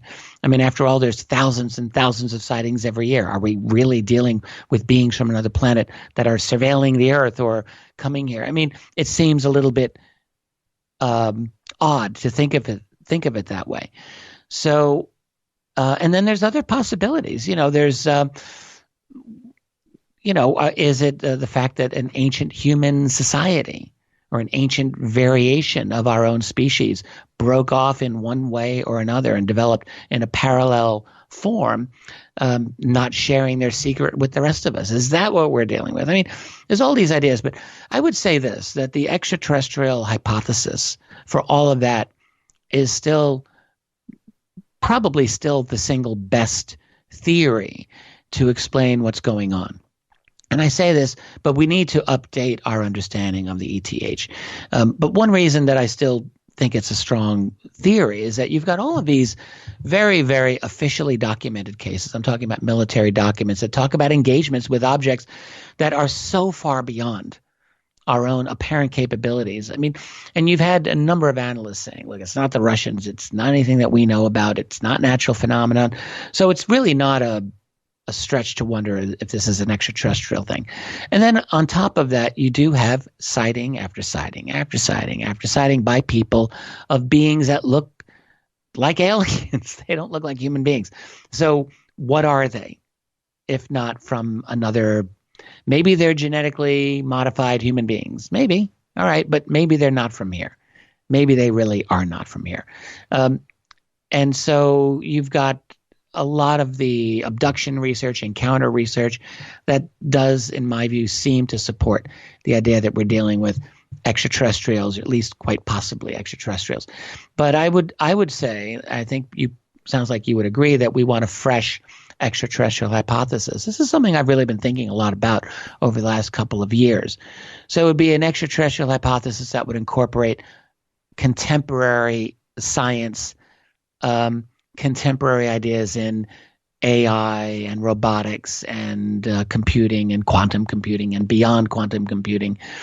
And the fact that these, what would a very, very advanced civilization look like? Well, it would, as Arthur C. Clarke say, it would seem indistinguishable from magic, almost certainly. They've got quantum computing and beyond. They've got advanced post-singularity AI. They've got total genetic mastery, I would have to assume. They've got total organic printing, or beyond anything that we can imagine. And the creation of virtual reality, in the sense that, I don't know if we've really gotten to that point in our own civilization. They can manipulate space-time. They can fold space-time. I'm sure of this. I mean, our own mathematicians, we have Miguel Alcubierre 25 years ago out of the University of Wales, gave a mathematical model of warp drive. It works. What we don't have is the energy. We can't generate the energy necessary for warp drive, like Captain Kirk would want us to do. But the principles are there, and apparently the math is good. And I think that there are other beings that have figured this out. So if you can manipulate space-time, fold space-time, or do whatever you can defeat the speed of light boundary in your own little loophole. So this is the type of ETH we have to be thinking about. The beings that have intense kind of telepathy, that may be natural or artificially enhanced telepathy. And they've got the ability to induce, I think what Dave Jacobs called total neurological control over us. That is, if they don't want you to move a muscle, you're not going to move a muscle. Levitate people, move you through walls, all of this. I think, so it's an ETH, but it's an ETH that seems so far advanced that we don't know how to make sense of it sometimes. And I would suspect that it's an ETH that is kind of melded with a kind of homegrown version. I mean, in other words, what are these cases of beings that look exactly human? Are they really from another planet? Like, I don't think so. I don't believe that the encounters of the blondes, or they're not all blonde. They don't all have blue eyes, incidentally. Some of them have black hair. Some of them have dark skin, not light skin, and so on. There's a variety of these beings that are, but they're not like us, right?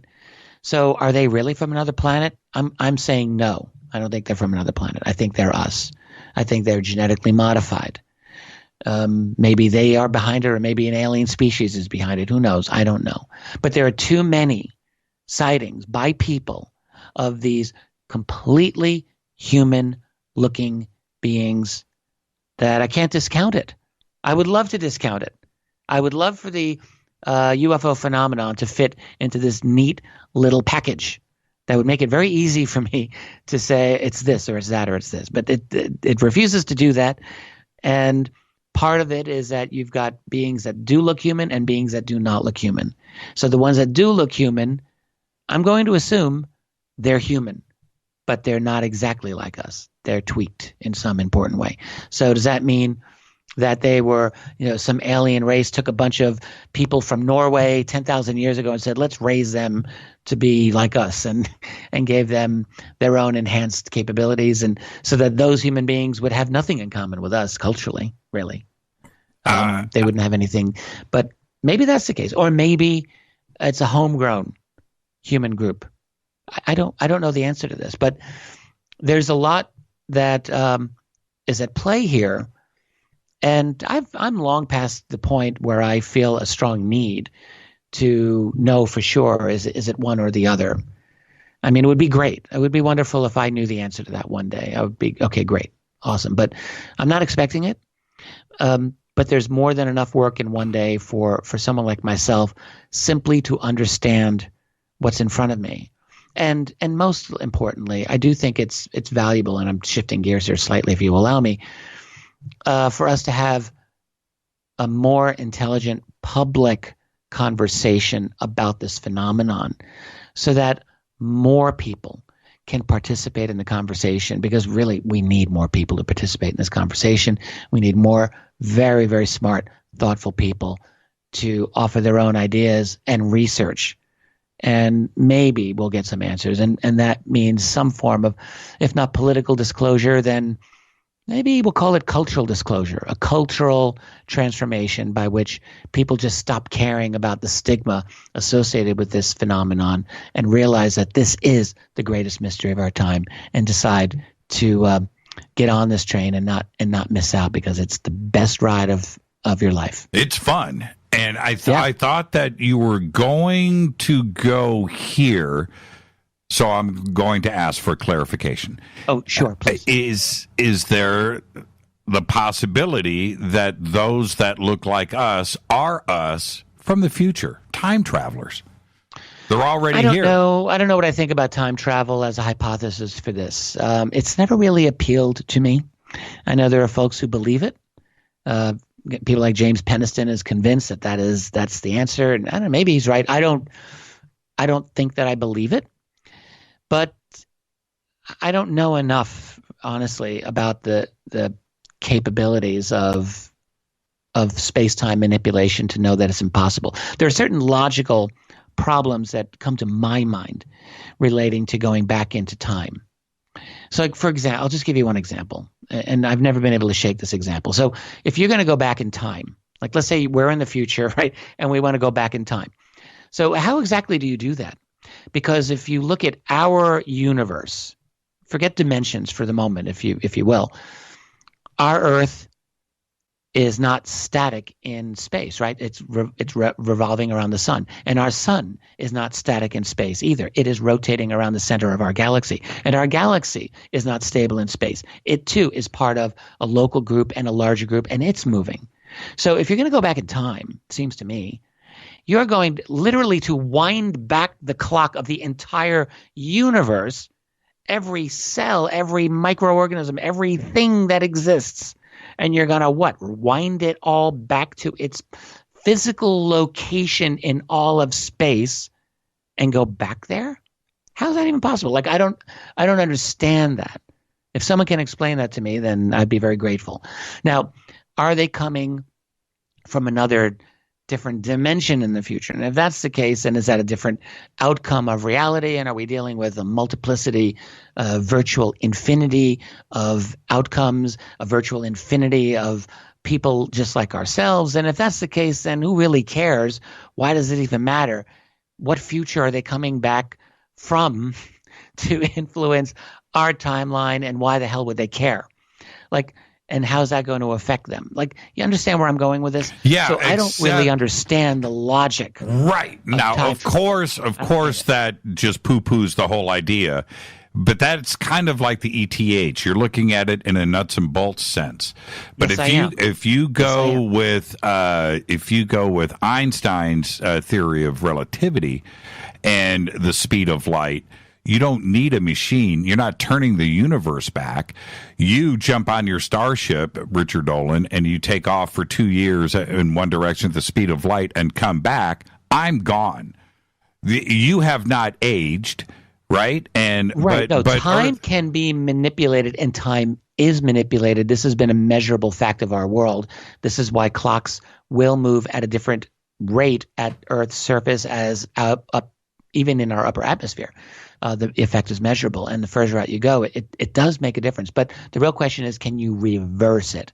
And I don't know of physicists who say that you can. I mean, I know, yes, some have said theoretically the math would allow it, but can it really happen? I mean, I don't understand physically how it would happen, because it seems to me that you are kind of rewinding the clock of not just like your little town, so that you can go like Michael J. Fox in Back to the Future and meet your mom when she was young. Like that, to do that, you have to rewind, it seems to me, all of creation. And I have no idea how that would happen or how that would make sense to me. I'll tell you, one fascinating rabbit hole to go down, just look up Albert Einstein and time loops. Okay. And just go right there and check out. One more thing to do, but okay. I know.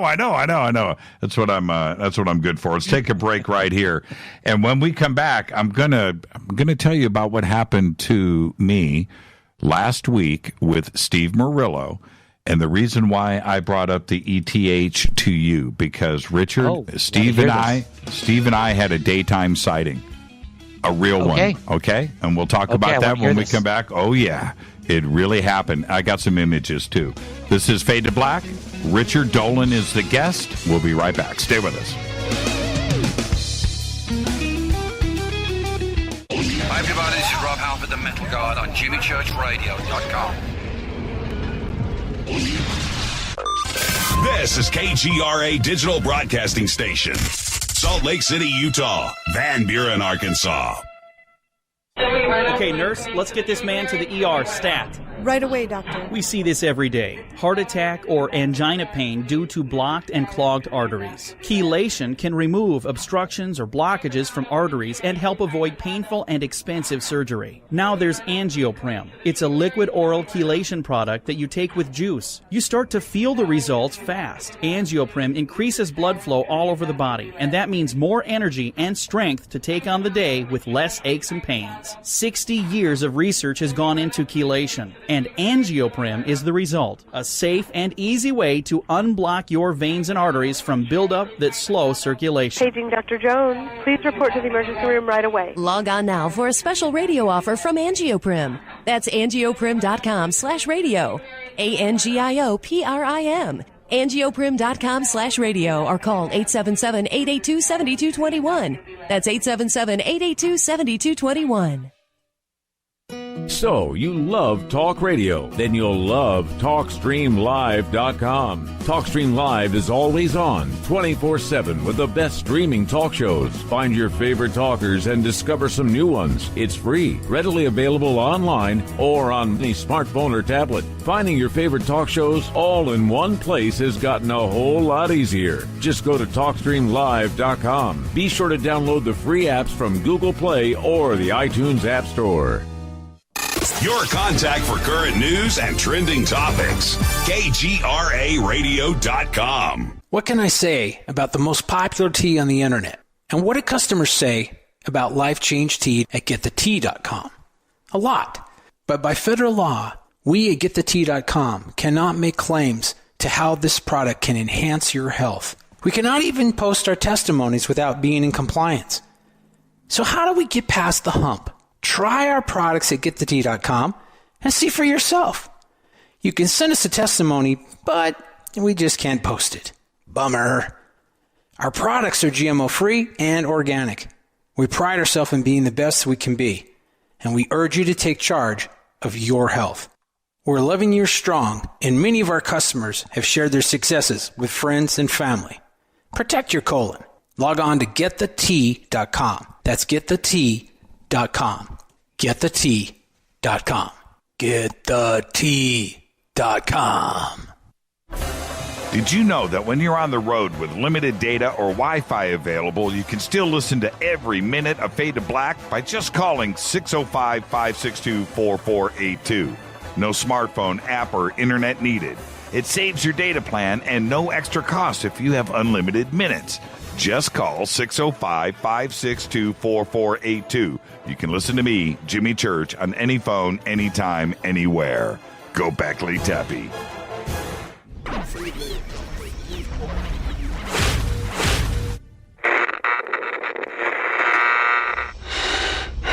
You want to know a secret? I love ponies. I really love ponies. I'm serious. I couldn't stay sane without ponies to brush. Why fade to black? Because you never got that pony, damn it. This is Fade to Black with Jimmy Church on the Game Changer Radio Network and KGRA, the Global Radio Alliance.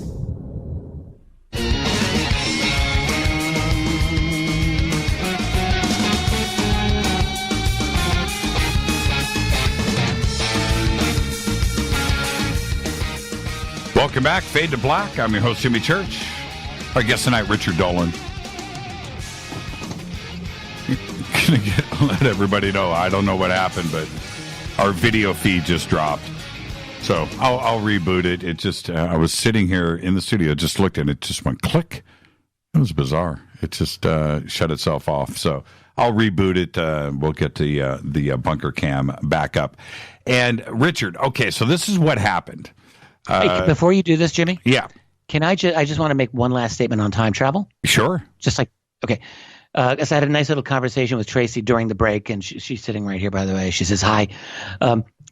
And my thought on this, I just want to say that time is hard to figure out. Like, I fully believe that there are individuals who are able to see other points of the space-time spectrum. That's called remote viewing, and I believed in remote viewing for a very, very long time. So there's something about that tells me time is not just this straightforward linear thing, right? But and so time travel, like if we were to find a way to go back in time, I could conceive. I mean, there have been examples where individuals have seen what appear to be events of the past, psychically or in some other way. There's a famous example of one of the greatest historians ever, Arnold Toynbee, who had a vision as a young man of a battlefield in ancient Greece, and it sounded mystical, but Toynbee was not really much of a mystical kind of a guy, but he talked about this for his entire life, and so on and so on. So there's, maybe there's like a psychic residue that exists, and I would be interested in future capabilities that we may have, whether through consciousness or through consciousness with technology, to be able to see the past, right? And I think that might be possible, but the real question is, would you be able to interact with the past? The old axiom or paradox: could you kill your great-grandparent or your grandparent and thereby extinguish yourself? Like, is such a thing possible? And I think the answer to that, I would say, is no. I don't think that will be possible, but it might be possible. In other words, I don't know. I don't think that it would be possible for us to affect the past in a way that would change the present. I'm not convinced that that's possible. But to be able to do other kinds of manipulations of space and time, yes, I do believe that is absolutely possible. Yeah, to observe it, to be an observer. Yeah, maybe. Yeah. That could be possible. Yeah, to be an observer. I think everything is electronic, Everything has been recorded. Everything is out there. We just have to figure out how to access it. Yeah, I don't know that that's true, but I don't deny it, and I think maybe that is the case. Now, it would be nice if it were the case. Now, going back to the ETH, I have seen, so much through my night vision goggles that I have, and I can go out and observe things, and I can do it right, after the show tonight, just grab them and go and look, and I'll see something. And I don't know what that phenomenon is. And some of it, I think, is very plasma-oriented. But then I have flash lasers, and I've seen lasers go off of these craft that look like lights, but then you'll see the laser reflect off of them. So now I know that they're solid. So that's pretty strange. But check this out. That's all nighttime stuff. Right, this is what happened last week. Steve Murillo and I'm up at ESETI. And I've got a high-powered pair of binoculars, not night vision. This is during the day. It's about 4 p.m. in the afternoon. And I'm looking at Mount Adams. I've got a tripod. Steve is sitting, there's somebody next to me, but Steve is sitting like 2 people over from me, doing the same thing. We've got these amazing binoculars. I'm looking at Mount Adams, and I'm in nature mode, right? I'm just looking at the beautiful mountain. That's all, just I'm zenning out. I'm in the moment. And at that instant, now wrap your head around this. I'm looking at the top of Mount Adams, the peak. It's 14 miles away. It's 12,000 feet high. I'm looking at the top of the mountain. And on the right side of the peak, suddenly, and I'm in the Zen moment, this ginormous, and it didn't appear from the left and go behind the mountain. Okay, it just popped up, and I've been sitting there for 15 minutes, Richard, looking at the mountain. Nothing came in from the left. From the right side, from behind the mountain at the top, is this giant black oblong. It was tall. Okay, it was vertical. It was tall, spinning thing. I'm gonna guess, because it was 14 miles away, this is probably a couple of 100 feet tall, and it's spinning, and it's black, and it's got this giant silver circle in the middle of it. So imagine like a giant black. Was it taller than it was wide? Yeah. Sounds like it. Yeah, and imagine a spinning black beer can with a silver label in the middle, a round circle. But it was round at the top and the bottom. Okay, but anyway, not a pure cylinder. But right. But it's spinning, and it's in the middle of the day.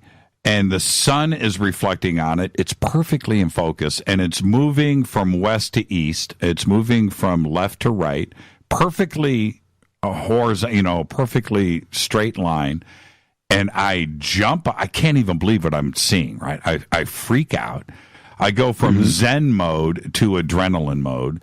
There's about 50 people there, and I jump up and I'm yelling, video, pictures, shoot, everybody. Everybody's got a camera, everybody, right? And I'm yelling and screaming, and I go back, and as I go to sit down, I literally jumped up and down. Steve goes, I see it. It's black with a silver thing, and it's spinning. That's all I needed to hear from him, right? So he's confirming it. Oh, right? Yeah. So I sit back down, and I look in the binoculars, and I catch back up to it. And this is about 10 seconds in now. And I see it again, and it's spinning. I then come off of the binoculars, and I look at it with my naked eye. I can see it. I can see it spinning. Now it's 14 miles away. But you can see the spin. You can see the size. It's ginormous. And I go back to my binoculars. Now, trip on this. I go to look to catch up to it, and I can't find it. I can't find it. I get back off. I look. It's gone. Gone. Did anyone record it with their cameras? I've got one solid image. Okay, and I'll send that to you off of the air. I haven't published it yet. But the thing is this. I made a couple of mistakes. The mistake that I made was going into panic mode. I'll never do that again. I'll just pick up my stupid phone and start taking some pictures and shoot video. Everybody there was, I didn't tell them where to shoot, right? So they're taking pictures of everything, right? And but there were Steve and a couple of other people that were sitting with us all watched it, and they all saw it. But I got one image sent to me. Finally, I've looked at so many pictures that people have sent to me that it wasn't it, and that's fine. But I got one that is. And there you go, daytime sighting. So it's a JPEG. Yeah. Okay, right. But so not video. Hopefully it hasn't been cropped or edited in any way. No. If it's okay, good. So there's opportunity for decent analysis. Metadata can be extracted as well, and there's a good opportunity for some corroboration. Crazy. Yeah, boy, daytime. Fascinating. Yeah. How good is the picture? Is it you know what? You know what it shows? It shows the black object with the silver circle in the middle. Now, is it perfect? No, it's a cell phone shot from 14 miles away, but you enlarge it, and it is what I saw. And I'm so thankful that this image was caught. So I do have that. But what blows my mind here, daytime, ginormous spinning thing, not what we would think, not flying saucer, Starship, Independence Day. This was the opposite direction. It was tall. It doesn't seem aerodynamic. No, in a sense, like and it was. Did you see it appear, or did it just appear? No, did you see it come in, or no? It came from behind the mountain. It just popped up. I still think about that kind of moment where you're just like looking at birds in nature, or with your binoculars. All of a sudden, boom! Well, that's what happened. It just.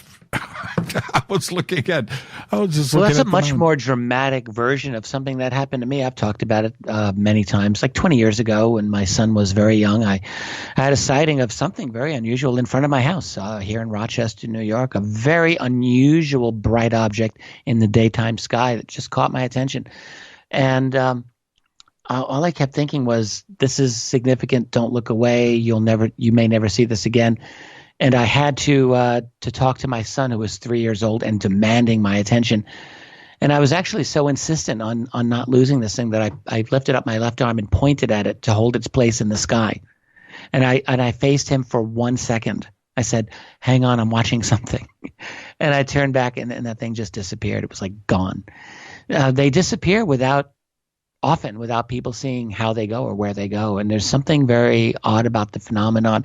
It feels almost interpersonal. And I don't know if it is, but I will just say it often will feel that way. And that's an interesting dimension of the phenomenon. Right? I can't explain. I thought that it was going to be up there with the speed that it was going. And at that altitude, we were going to have a clear thing going on for multiple minutes, and it just disappeared. 15 and it was just seconds. A few seconds, I guess. Yeah, 15 seconds. How long would you estimate it? 15 seconds. 15 seconds. And I'm thankful that I saw it with my naked eye and the binoculars. But with the binoculars, crystal clear, with the sun reflecting off of it. It was not vibrating. It wasn't fuzzy. It was perfect. So you had 50 people there. This is some kind of ESETI event. Yeah. We had our conference up there. Steve Murillo, who a lot of folks listening probably know who Steve is. He's one of the best in our field. I've known him for years as well, and he is a stand-up guy. So I'm glad that he was with you. I'm so thankful. I can't believe that we were sitting there together when this went down. Because I'm jumping up and down, right? I'm yelling at everybody to grab video. Yeah. And when I go back to sit down and get back on the binoculars and to have Steve go, "Dude, I see it. It's black. It's spinning. It's got a silver thing on it. I see it." I was like, "Okay, I can relax. Let's get back into this." And then it just disappeared, gone.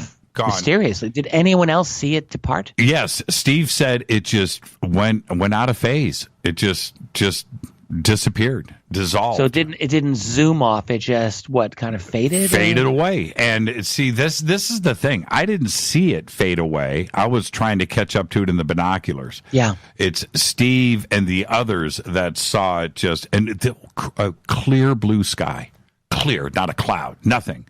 It was all by itself up there. And I originally thought I thought hot air balloon. The second it appeared behind the mountain, I thought hot air balloons. And it only took me about 2 seconds to realize it didn't have that shape, that it was solid, like a beer can, like a spinning beer can.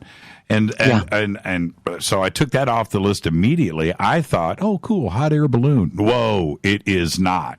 It took me that long to just go, yeah. You've had some very interesting sightings. Yeah, this was. You really have had quite a few. I can officially put this at the top of the list, man. This is Holy Grail status, daytime. I'm happy. Yeah, it was amazing. One day I hope to have something on that level. I've had a couple of interesting sightings, though. That's not what drives me. I would like to have a sighting like what you're describing, but for me, the phenomenon is there's so much about it that is absolutely fascinating that it has no problem keeping my interest. But I think it's there are certain people that I have met who just are kind of magnets for this phenomenon, and maybe you're becoming one yourself. I know, right? Maybe. I know. I had one with you. You had one with me on demand, by the way. That was on demand. And yeah, I don't know what it is. I would, if I'm going to venture some kind of guess here, it's the mood. I'm not negative about it. I think there's a certain mood thing, but going back to how we started off the show tonight, how did we get here? I'm more and more inclined to think that there's something in our DNA that is activating, and I'm not in any way being facetious. I'm not playing around when I say this. That something has been triggered, that all of us are starting to ask these fundamental questions that we've had difficulty answering for millennia. And I think that's part of it. And I think that maybe this is exploding out of me, maybe, and that it's detectable. Is that a crazy thought? I can't explain. I don't know. I don't think it's crazy. I think, we are going through all kinds of biological transformations. People talk about the science of epigenetics, which is a genuine science about the effects of our external environment on our genetic structure. And we are affected by what goes on around us. And much of what goes on around us is our own effect on ourselves. So we are changing ourselves all the time. And it could be that I think we are going through a very rapid transformation in our species. I mean, when I say rapid, I don't mean like we're going to be one way today and a completely different species 10 years from now. I don't say that, but when you look at the long view, human beings are going through some significant changes right now. And I mean physiological as well as emotional and intellectual and probably a lot of other ways. I don't know if it's all for the better, by the way. But we are going through changes, and maybe some of them are allowing for what you're talking about. It's totally possible. Well, when you get out onto an open field, or, like that night that you and I had our sighting together, we had a group of we probably had 20, 30, 40 of us that were there that night. Yeah.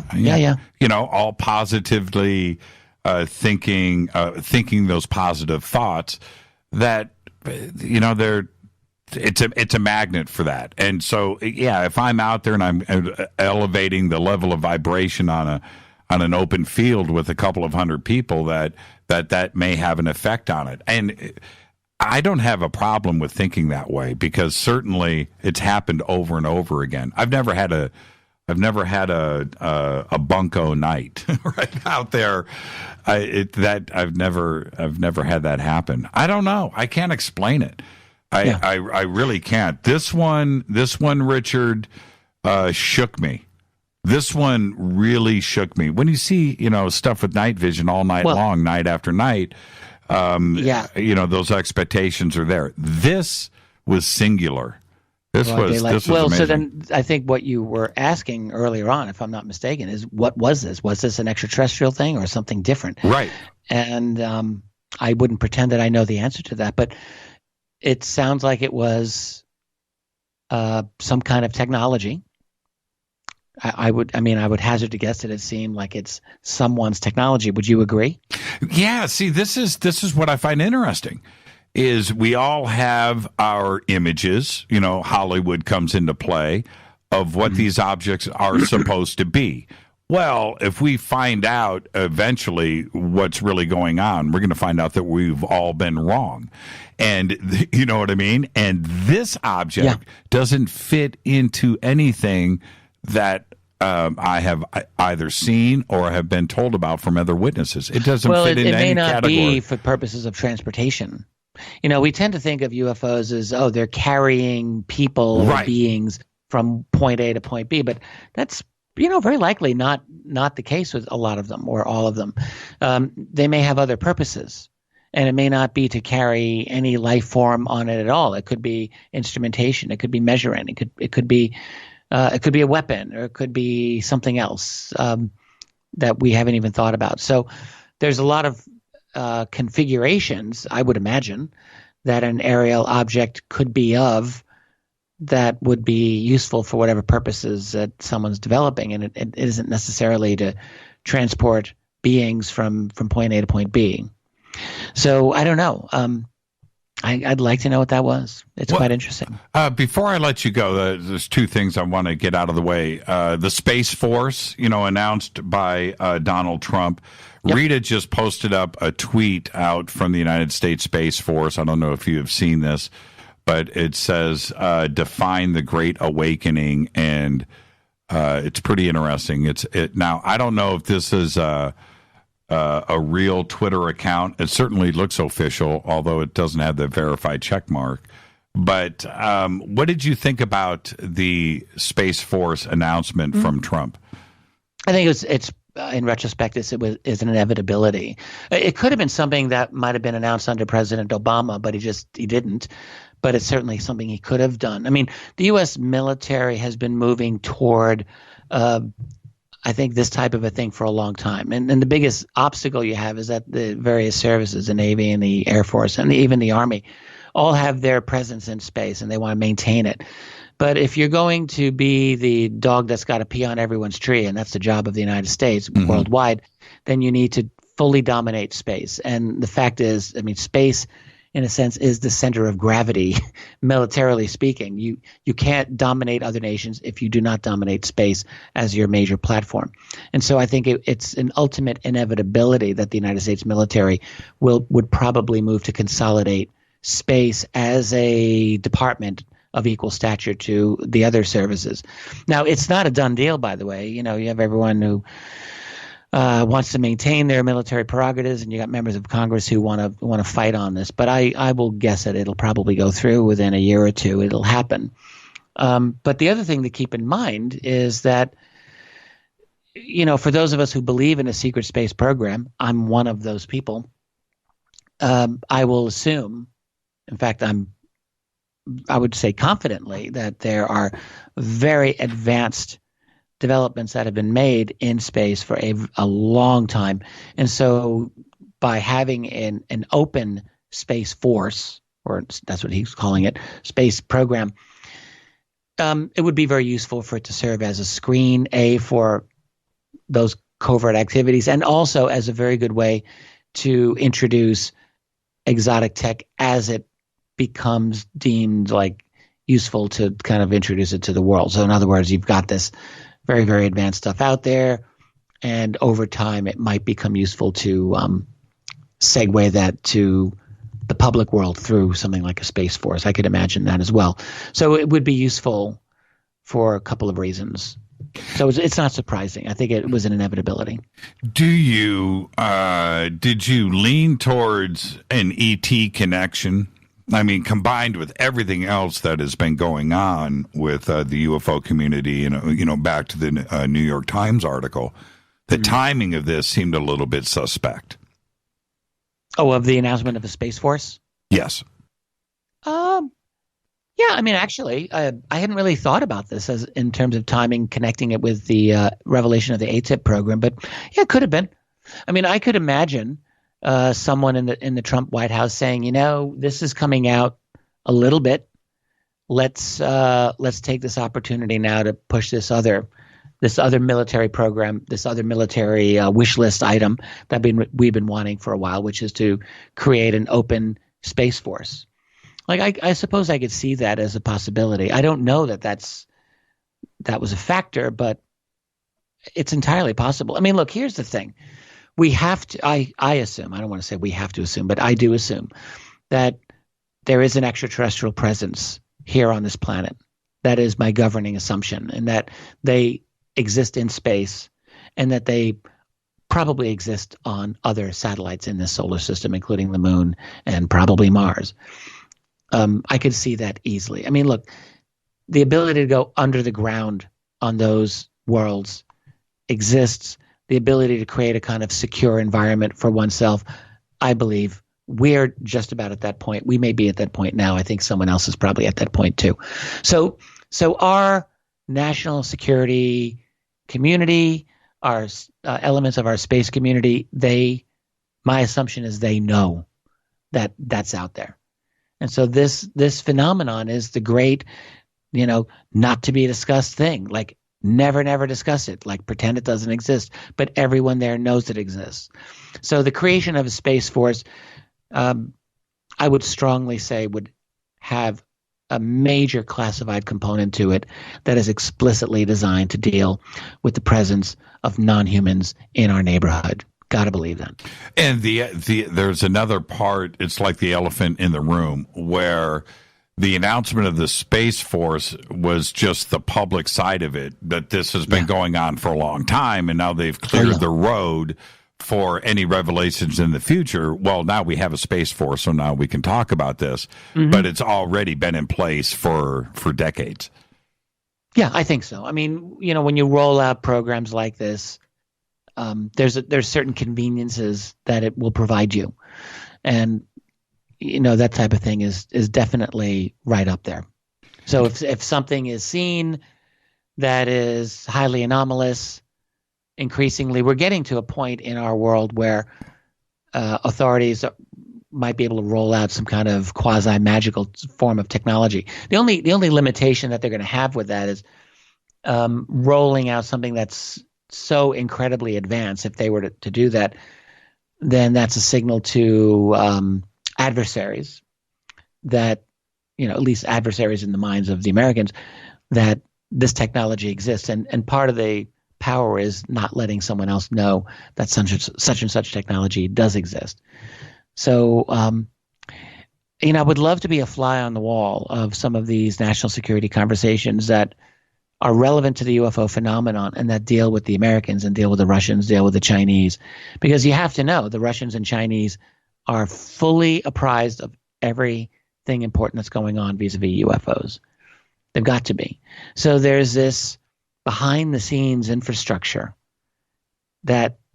where all of these sides are aware of this. And I really want to know the answer to the question is, what is the ultimate position that all of these groups are having vis-a-vis each other and vis-a-vis these UFOs? Because that, to me, will take us way farther down the geopolitical rabbit hole than we are right now. I sent you a text in Skype, 2 yes or no questions.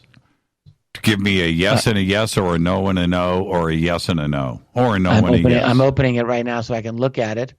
And, yeah, sure. We can go there. So you want to know if I'm still with Gaia TV and do I want to go there? Thank you for asking if I wanted to. Yeah, there you go. Well, the cat's out of the bag now. No, listen, I would have no problem talking about any of these subjects whatsoever. So I did a TV show that I wrote and hosted for Gaia about a year ago. It aired on false flags. And I was very glad to do it. I mean, with any TV network, And I want to say this because it was put out there on YouTube, and it was really not accurate at all. That someone claimed that I was complaining that Gaia had censored me or had done this or that and had prevented me from saying everything that I wanted to say on false flags. And that's true and not true. I mean, with any kind of network that anyone's going to deal with in the history of all of humankind, you have artists who go head to head with corporations. That's like, so tell me something I don't know. Right. So, but no, I mean, overall, I will say that Gaia allowed me full scope to say what I wanted to say on false flags. My primary message for that got out. Now, am I still with them? Well, I haven't done any work with them since that aired. Would I work with them again? Absolutely, I would. If the opportunity were the right one, if the subject matter were appropriate for what I want to explore, I had absolutely no problem working with them. I mean, I laugh when I hear people talk about Luciferian connections to Gaia. I'm like, are you kidding me? Seriously. I think it's a great disservice to our community when people talk like this. I mean, it's absolutely irresponsible and also not true. I've spent a lot of time in the Gaia studio, and I will just tell you, I met pretty much all the producers there. I've met the owner. I've met all the people who work there. They're a company that has a great cafeteria, by the way. They've got a yoga studio, and they're very like new age, right? So that's not really my fundamental focus as a researcher, but it's what they do. It's their market. Luciferian? What an absolute ridiculous joke. I mean, beyond a joke, an embarrassment. So I've just, I'm just almost astonished, honestly, Jimmy, when I hear certain people talking like this. I'm like, where do you get off saying that? Where's your evidence? Electronics in the walls. Like, seriously? Right, and you know what I'm talking about. Right. You know what I'm talking about. I do. And that's just sheer ravings. And that's all that it is. It completely made up. I don't understand why no one else is calling this out, by the way. Like, I can't be the only one. Right. I cannot be the only one to call it for what it is. And self-serving motivations. I mean, just so laid bare for anyone to see. Yeah. When I hear comments about directed energy weapons being used, I'm just like, oh, come on, man. Stop. Just like, stop embarrassing yourself and the rest of us for having to listen to this. Well, I don't work for Gaia. Okay, I don't work for Gaia. I don't have a show on Gaia. I have not appeared on Gaia. I have not been to the Gaia. I've never got a check from Gaia. Yeah, they're fine. I have. They paid me. They paid me for my show, and I have no problem saying that. Yeah, and they were fine to work with. My producer, Sid Goldberg, I love him. He's a friend. Yeah, and I respect Sid. Cool dude. And I've met a lot of the other people there. And you can agree or disagree with the focus of some of their shows. Fine. They have Sean Stone. I mean, I like Sean Stone. He does good work. They've had other good people there. Yeah, absolutely. Linda. And if you don't like a show that's on there, it's like any network. Like, if you don't like a show that's on Netflix, do you therefore say Netflix sucks? I mean, how ridiculous. Right. You just watch a different show. Well, when I look at the talent that is over there, I'm not going to go down the list of names, but I certainly have a relationship with all of the talent over at Gaia. That goes without saying. I have not had one person at Gaia go, dude, man, you won't believe what we did last night. We did this Luciferian ceremony in the parking lot. I'll just say this. And maybe they'll, after hearing this, they'll be like, oh, well, I can't have Dolan back anymore. But if they've had shows on there that I think were just really, I mean, I'm not going to go down into specifics, but they've had shows on there that I have taken very strong exception to. Sure. And you know this, and probably anyone who can read between the lines knows this. But so what? Like, that's their right. They have a right to put out what they want, and others have a right to say, I call BS on that, or whatever they want to say. Yes. But Luciferian? Sorry. No. Go to the back of the line. No one wants to hear you. I mean, seriously, like, that's just an embarrassment. And yeah. So Okay, we're almost at the point like where our community, it's like our whole society, like you can just see it unravel right before your eyes. It's happening, man. And I don't mean to be down on this, but it is unraveling. We have a society that is tearing itself apart between the so-called left and the so-called right, and they're just demonizing each other. And it's almost like a new version of the Salem witch trial. So-and-so said this 10 years ago. They're evil. Get rid of them. So-and-so is a fascist. They're a white supremacist. They're horrible. Like, accusations are flying everywhere without evidence, in many cases anyway, right? Right. And we see it in our own community, where it's almost like a new version of a Salem witch trial. Like, you see these people, they want it to happen. They want to just rip us to pieces with unfounded accusations. And I'm just saying, stop. Stop it right now. You want to accuse someone of something, then you provide evidence. Like, do it the right way. Do it the way responsible adults should do it. And you provide evidence so that the rest of us can examine it like anything else in this world. That's right. Call the police. Right? Yeah, that's right. Call the police. Exactly. Call the police. Yeah. I am not in any way kidding around here. If I had a directed energy weapon pointed at me by a Luciferian Satanist cult, and I had proof of that, I'm on the phone. I'm turning somebody in. I'm making sure that somebody is prosecuted and that the whole thing is exposed. And that's the end of it. And if you can't do that, well, please just go away. Go away. No, this is just... we've got other issues. It's just too much. It's too much. And, I mean, people just need to get a grip here. And it's not that there aren't evil people who are at the top of our little hierarchical pyramid food chain here on planet Earth and in human civilization. I think that there is a lot of bad people up there, and there could very well be a cabal at the top that's actually evil, and maybe they worship black magic. I don't know. I mean, Alex Jones broke into Bohemian Grove 20 years ago with his camera, and they were doing some very bizarre stuff there indeed. And would I say that the Rockefellers or the Rothschilds or any of these others aren't involved in that? Hey, they could very well be. And maybe more. It's possible. Bilderberg meetings, these are not good people, in my opinion, that are trying to run our world. Having said that, it's almost as if you've got people in our community who are like going back to the Salem witch trial mentality and accusing someone of like, that's a witch, burn the witch. Like, we're getting to that point here. And we really need to like check ourselves here and just say, we're going to be evidence-based with what we have to say and stop throwing stuff around, because it's not helping. It's not helping. Have you seen Strange Angel, by the way? Have I seen what? I'm sorry? Strange Angel, the TV series. No, I don't believe so. It's about Parsons and JPL and the founding of JPL. Oh, wow.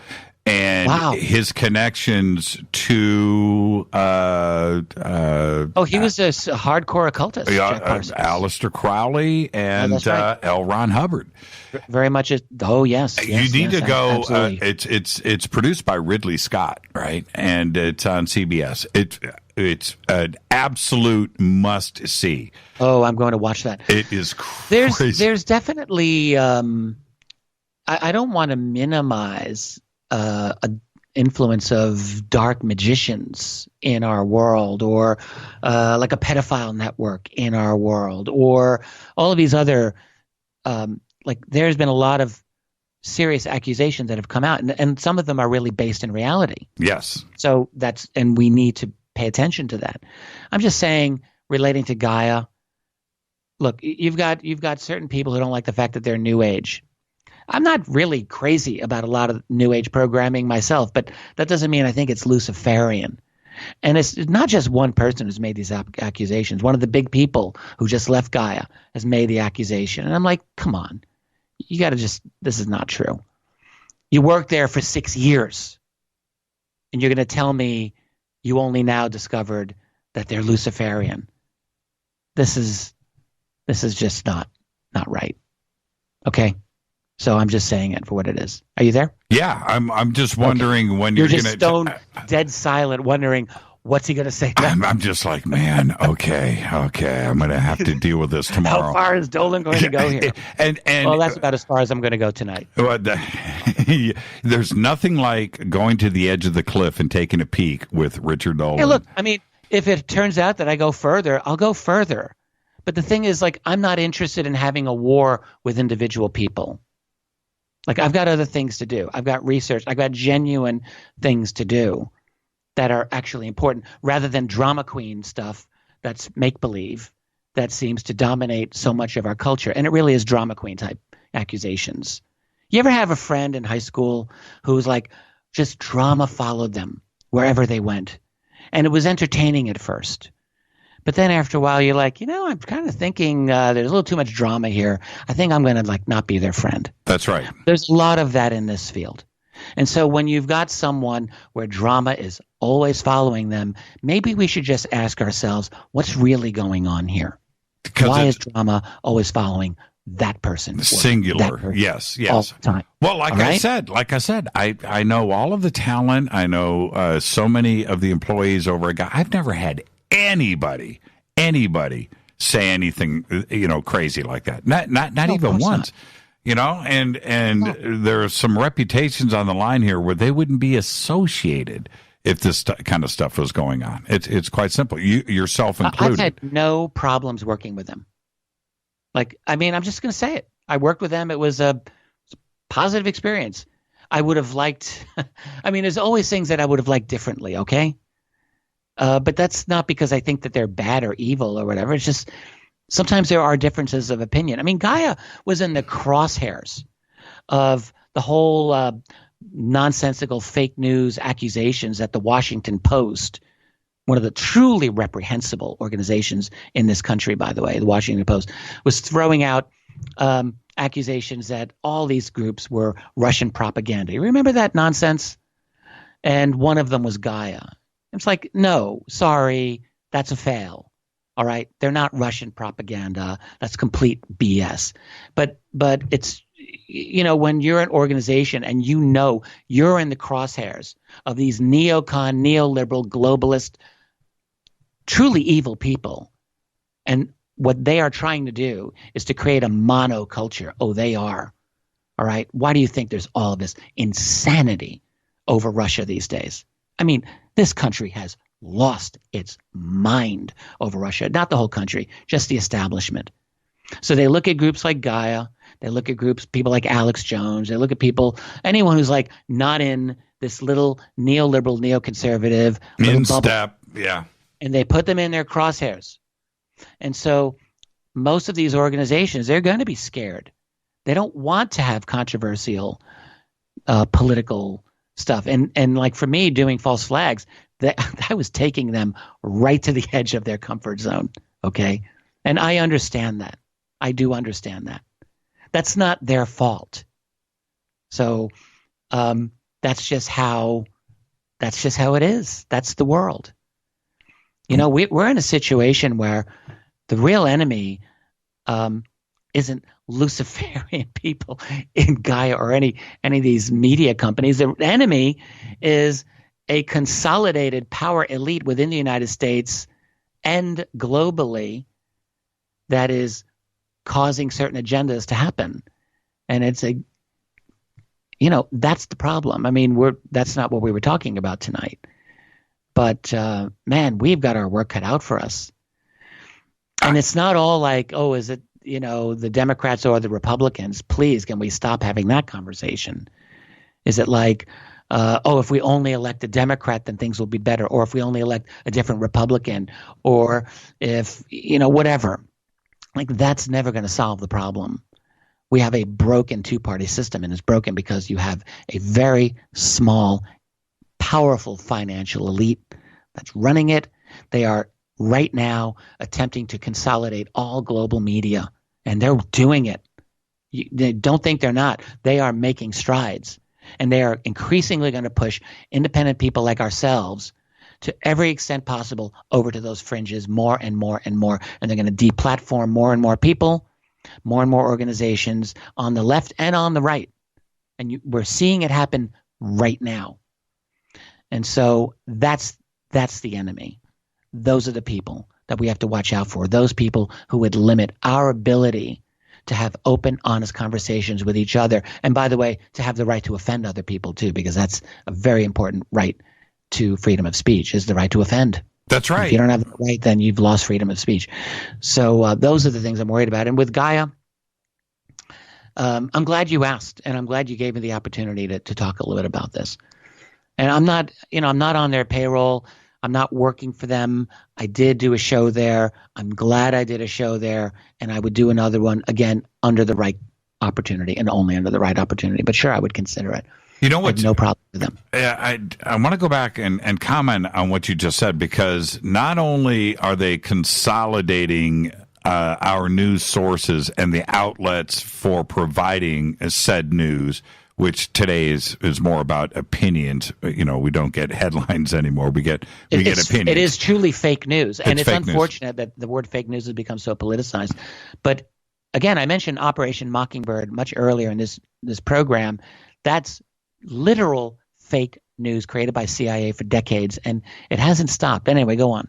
Well, in that you can't turn around and say that all of things are fake or not trustworthy, and then turn around and say about the very same news organizations. And it doesn't matter who this is. I'm talking about individuals. It's Washington too, but it's down to actual individual citizens that are saying this, that, okay, well, that part of the New York Times is accurate, but you can't trust the rest of it. Or that part of Fox, or that part of CNN, or this part of BBC. No. Well, that's not how it works. That's I know, not the way exactly. To look at it. But that is now become the norm, and somehow the way it has always been. So the New York Times will do a story.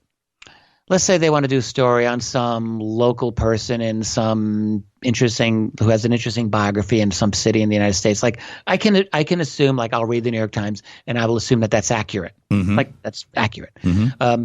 If the New York Times is reporting on how the New York Mets did last night, I'm going to assume that's accurate. If they're reporting on a whole array of things that really are not of critical importance, I will assume that that's accurate. If they are reporting on weapons of mass destruction in Iraq, I know that's a lie. And I know that was a lie. If they're reporting on UFOs, I know that won't be accurate. If they're reporting on – because really what you do – when you read the New York Times, their whole national security, all their coverage, just feel like it's written for 6-year-olds. Like in other words, the United States promotes democracy. I just read this in the New York Times yesterday, one of their articles, all about the United States promoting democracy. I'm like, are you kidding me? Seriously, the New York Times is foisting this fantasy on people to this day. So when you look at their spin, that's what we have to look at. Like, sure, they can be accurate about a lot of things. The Washington Post, ditto. They can be accurate about a lot of specifics. But when you're getting into the key things that matter, all right, they're reporting on what was going on in Crimea. Sorry, no, wrong, fail. They're reporting on Syria. Big no. All right. So on things that intersect with the United States intelligence and national security community, no. The New York Times has the worst track record in the world. They are the Pravda of the modern 21st century America. Pravda being the old Soviet propaganda mouthpiece for years and years.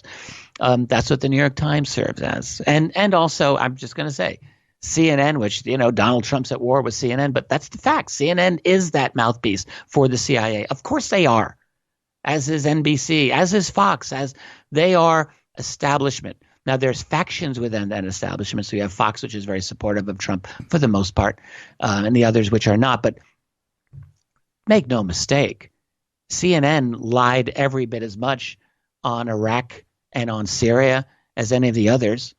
They're all doing the same work. And it's all for a national security, military, intelligence community complex that demands adversarial relationships with Russia. God forbid any American politician say, maybe we should try to have a better relationship with Russia. Like, God forbid. Like, Suddenly, that became like the worst thing in the world to say. Anyway, I digress. Richard, thank you so much, man. Thank you so much. Now, I'm not going to ask you when the book is coming out because when the book does come out, you'll be on this program and we will announce it then. Well, thank you. You're talking about my false flag book, and you were very gracious in waiting this long to ask, so I appreciate that. I've got a lot of things in the fire, and I've got a lot of projects I'm working on. The false flag book is very important to me, and I have not forgotten about it, and I'm very much looking forward to getting that done and getting that out. Thank you so much, my friend. Give my best to Tracy. Enjoy the rest of your morning now out there in New York, and we'll speak soon. Thank you so much. It was my pleasure. Thank you, Jimmy. Richard Bleepin Dolan. And I went through a commercial break. I'm going to air that now. I got to pay the bills. So I'm going to do that. RichardDolanPress.com. All of the authors, all of the research, all of the knowledge is right there. And of course, he's got his Richard Dolan Show right here on KGRA. With that, I'm going to take a quick break. I'll come back and say goodnight. Thank you so much, Richard. Amazing conversation. I'll be right back.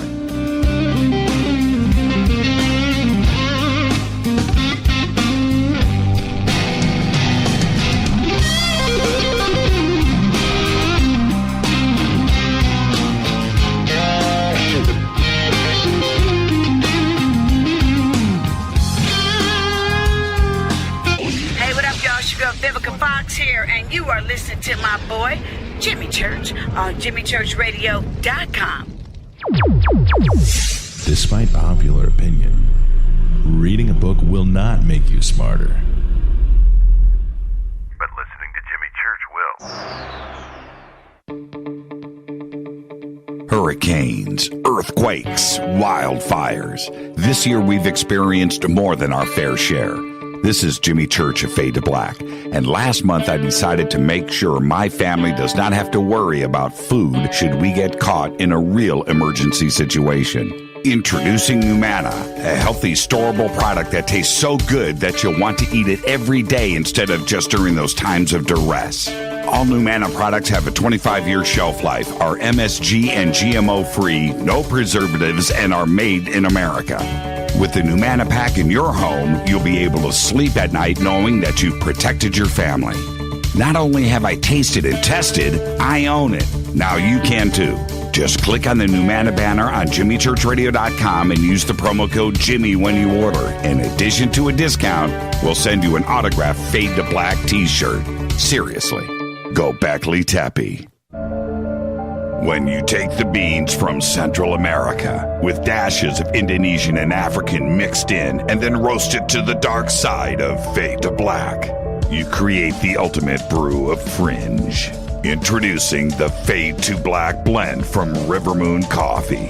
Yes, River Moon's darkest customized roast was created for the love of Fade to Black. The alchemy of masterful roasting and smoking the beans is in every sip of this full-bodied, dark Java. I need my coffee dark, deep, with distinct bittersweet chocolate highlights, just like the bunker. Leaning further into the darkness of the roast is Fade to Black blend from River Moon Coffee. Just click on the banner at JimmyChurchRadio.com and use the promo code F2BBLEND for 15% off of your order today. Go Beckley Teppy.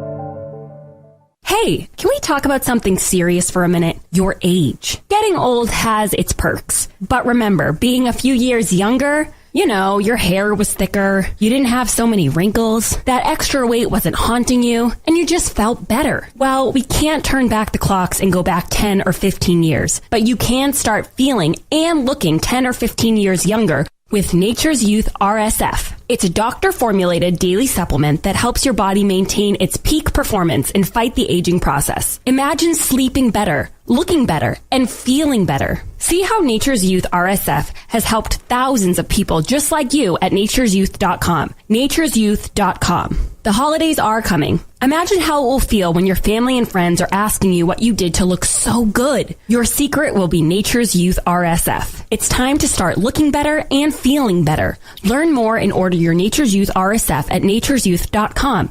That's nature'syouth.com. Erica, Brittany, Gabby, and you're listening to Jimmy It's not a lifestyle we chose. We were born this way. KGRAradio.com.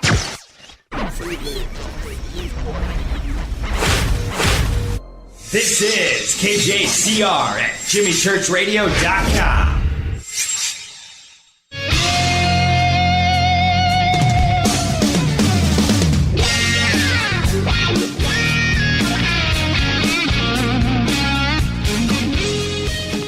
All right, welcome back, Fade to Black.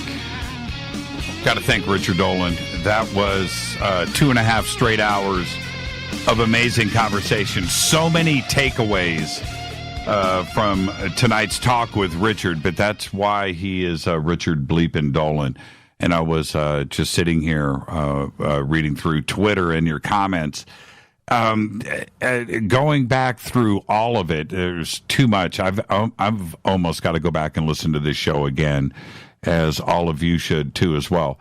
But going back to the beginning of the show where we were talking about the universe and how we got here in those conversations, and the possibility, getting into the ETH and the ET hypothesis, the extraterrestrial hypothesis, and how that needs to be updated and modified. And I couldn't agree with him more on all of his points on that. And I think we should sit back and take a look at that and possibly rewrite it, whether we do it here on this show and come up with some ideas collectively as a community. But we need to go back and revisit that. And then the other possibilities of what is actually visiting us here daily. I mean, right now, as I'm speaking to you, there is stuff going on up there in the skies right now. And I don't know why things tend to be localized. Richard brought that up, that, it's a possibility I could be a magnet. I don't know what's going on there. But to have these things localized at certain moments, I find it very, very fascinating. I don't know what's going on with that. And then we had that daytime sighting up there at ECETI. I can't explain what I saw. I'm just glad that we had witnesses. I do have one image that was sent to me of that moment, and there it is. It's there, and it's very clear. I'll get the permission to share this image that was sent to me, and I'll get it out there. But I don't know. I don't know what is visiting us. I really don't. Next, his comments on Gaia, I think he was very clear on that. Gaia is here to stay. They're not going to go anywhere, just like any network. Going through some issues. It's just a company like any other company. I couldn't agree with him more. But there you go. Wow, what a conversation tonight. Tomorrow night is open lines all night long. It is another Fader night. And John Rappaport's going to be here with his No More Fake Newsroom Live, followed by open lines all night long. So I'll see everybody tomorrow night right here on Fade to Black. And with that, that wraps another unbelievable broadcast of Fade to Black. Fade to Black's executive producer is Rita Camarion. Show is produced by Hilton J. Palm, Renee, Dennis, and Bob. Announcers are Steve Harder, Gene Vito, and Mark D. Kovar. Webmaster Drew the Geek. Music Doug Aldrich. Intro Spaceboy. SpaceboyMusic.com. Fade to Black is produced by KJCR for the Game Changer Network, and syndication is KGRA The Planet. This broadcast owned and copyrighted 2018 by Fade to Black and the Game Changer Network. It cannot be rebroadcast, downloaded, copied, or used anywhere in the known universe without written permission from Fade to Black or the Game Changer Network. Until tomorrow night, Fader night. I'm your host, Jimmy Church. Follow me on Twitter at JChurchRadio. I want everybody to be safe. Go back, Lee Tappy.